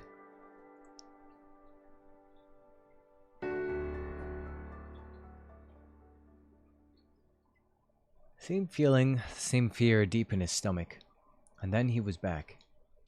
Back home in reality where he was alone. When Noah opened his eyes, he was once again in his house, sitting in front of his easel. On it, a half-completed painting. Green fields that twisted into something sinister, something beyond reason. He lifted his brush once again, and this time every stroke came with ease. It was as if he was spilling his very soul into this canvas. Each and every drop of paint reflected him. That ease was something he hadn't felt in very long. But his mind was elsewhere. Crow. If Kane hadn't, I could have asked you those million questions. I could have felt you again. Even if we could only chat for a little while, that would have been enough. Is it you? He looked just like you. His smile reminded me so much of yours. Crow in August. Please. A knocking sound came from the front door, and for some reason Noah stood from his painting and opened it. Something in the past he would have simply ignored. Perhaps his mind was too occupied for him to consider what was going on. Yeah. Perhaps when he opened the door, somewhere deep inside of him was hoping to see a certain someone with a smile like spring and eyes as deep as a forest. But the person on the other side on his door was a man he'd never seen before. This man with white hair pushed past Noah into his house. Noah stood still in shock. His eyes followed the man in disbelief. Who the hell? I like his boots though. He kicked over a few canvases from a forgotten couch in the corner of the room and sat down, making himself at home. Get out of my house! Only a moment later, he picked up the remote and turned on the TV, kicking his legs up onto an abandoned painting. The fuck? What the hell are you doing? Get out! I'm gonna call the police. Your phone service got cut off. His voice was flat and matter of fact. And how the hell would you know that? I saw the disconnect notice in the trash. Noah shut the door and approached the man, filled with apprehension. Who the hell just comes into somebody's house, sits on their couch and turns on the TV? What's going on? Alright, jackass, who are you? Ivan. Noah finally got a good look at this Ivan. His hair was bleached completely white and his eyes were different colors. His clothes were strange and he belonged on a catwalk instead of surrounded by all of this mess. Still, he had trouble making himself at home. He had no trouble, sir. He leaned back. Thank you for the hydrate. He leaned back on the couch, completely uninterested in Noah. His eyes rested on the TV. His expression was bored. What's going on? Finally, no one noticed. Mark that ran down his arm and neck. Marks he'd seen before, more than once on the very same TV.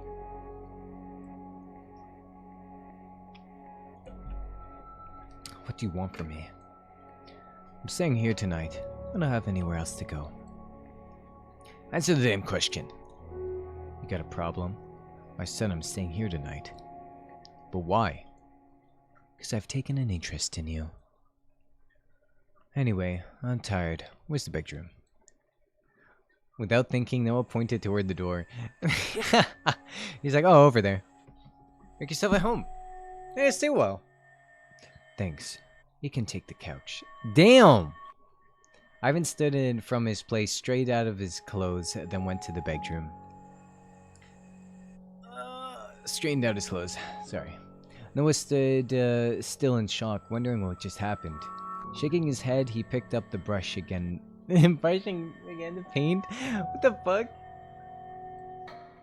I'll deal with him later. I can't lose this inspiration. Oh, yeah. Alright, I really have to go, but I want to keep going. Okay, one more line. Okay, well, let's save here. Okay, no more cutscene. Alright, there we go. Perfect time to save. I guess this is a flashback now, but I have to skedaddle back. Alright. We're saving. We're gonna save here. I gotta go to work. Unlike Noah, I have a job.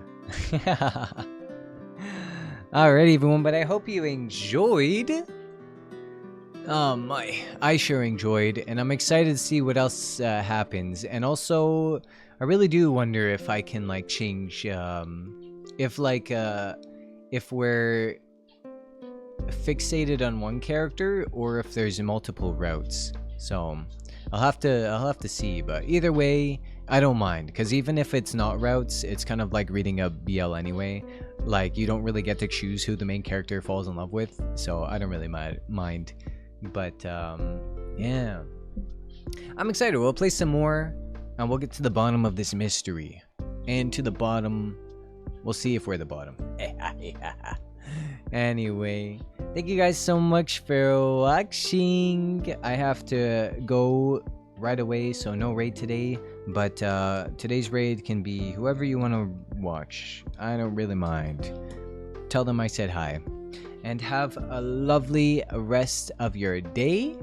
Make sure to join the Discord. Oh, I'm putting all my shit away. Make sure to join the Discord, because that's where I post my updates. So if you're not, oops, I can never spell Discord properly. If you're not a part of it and you want to know when I go live next, I usually put a little notice before I go live, like the day before I go live. But yeah, anyway, thank you so much for watching. Thank you for hanging out with me today. I hope you guys liked this story, because I'm hooked so far, and I wish I could keep reading. I'm gonna be thinking about it at work. I'll be like, I could be reading BL right now. Alright, everyone. Take care. Bye, Erin. Bye. Have a lovely rest of your day. Make sure to drink lots of water, eat lots of food, and I'll see you tomorrow? Yeah, I'll probably stream tomorrow. I think I have a day off tomorrow, so yippee! Yeah, I'll see you tomorrow. I'll see you in the morrow. Bye. Take care. Bye. Have a lovely rest of your day / night. Bye.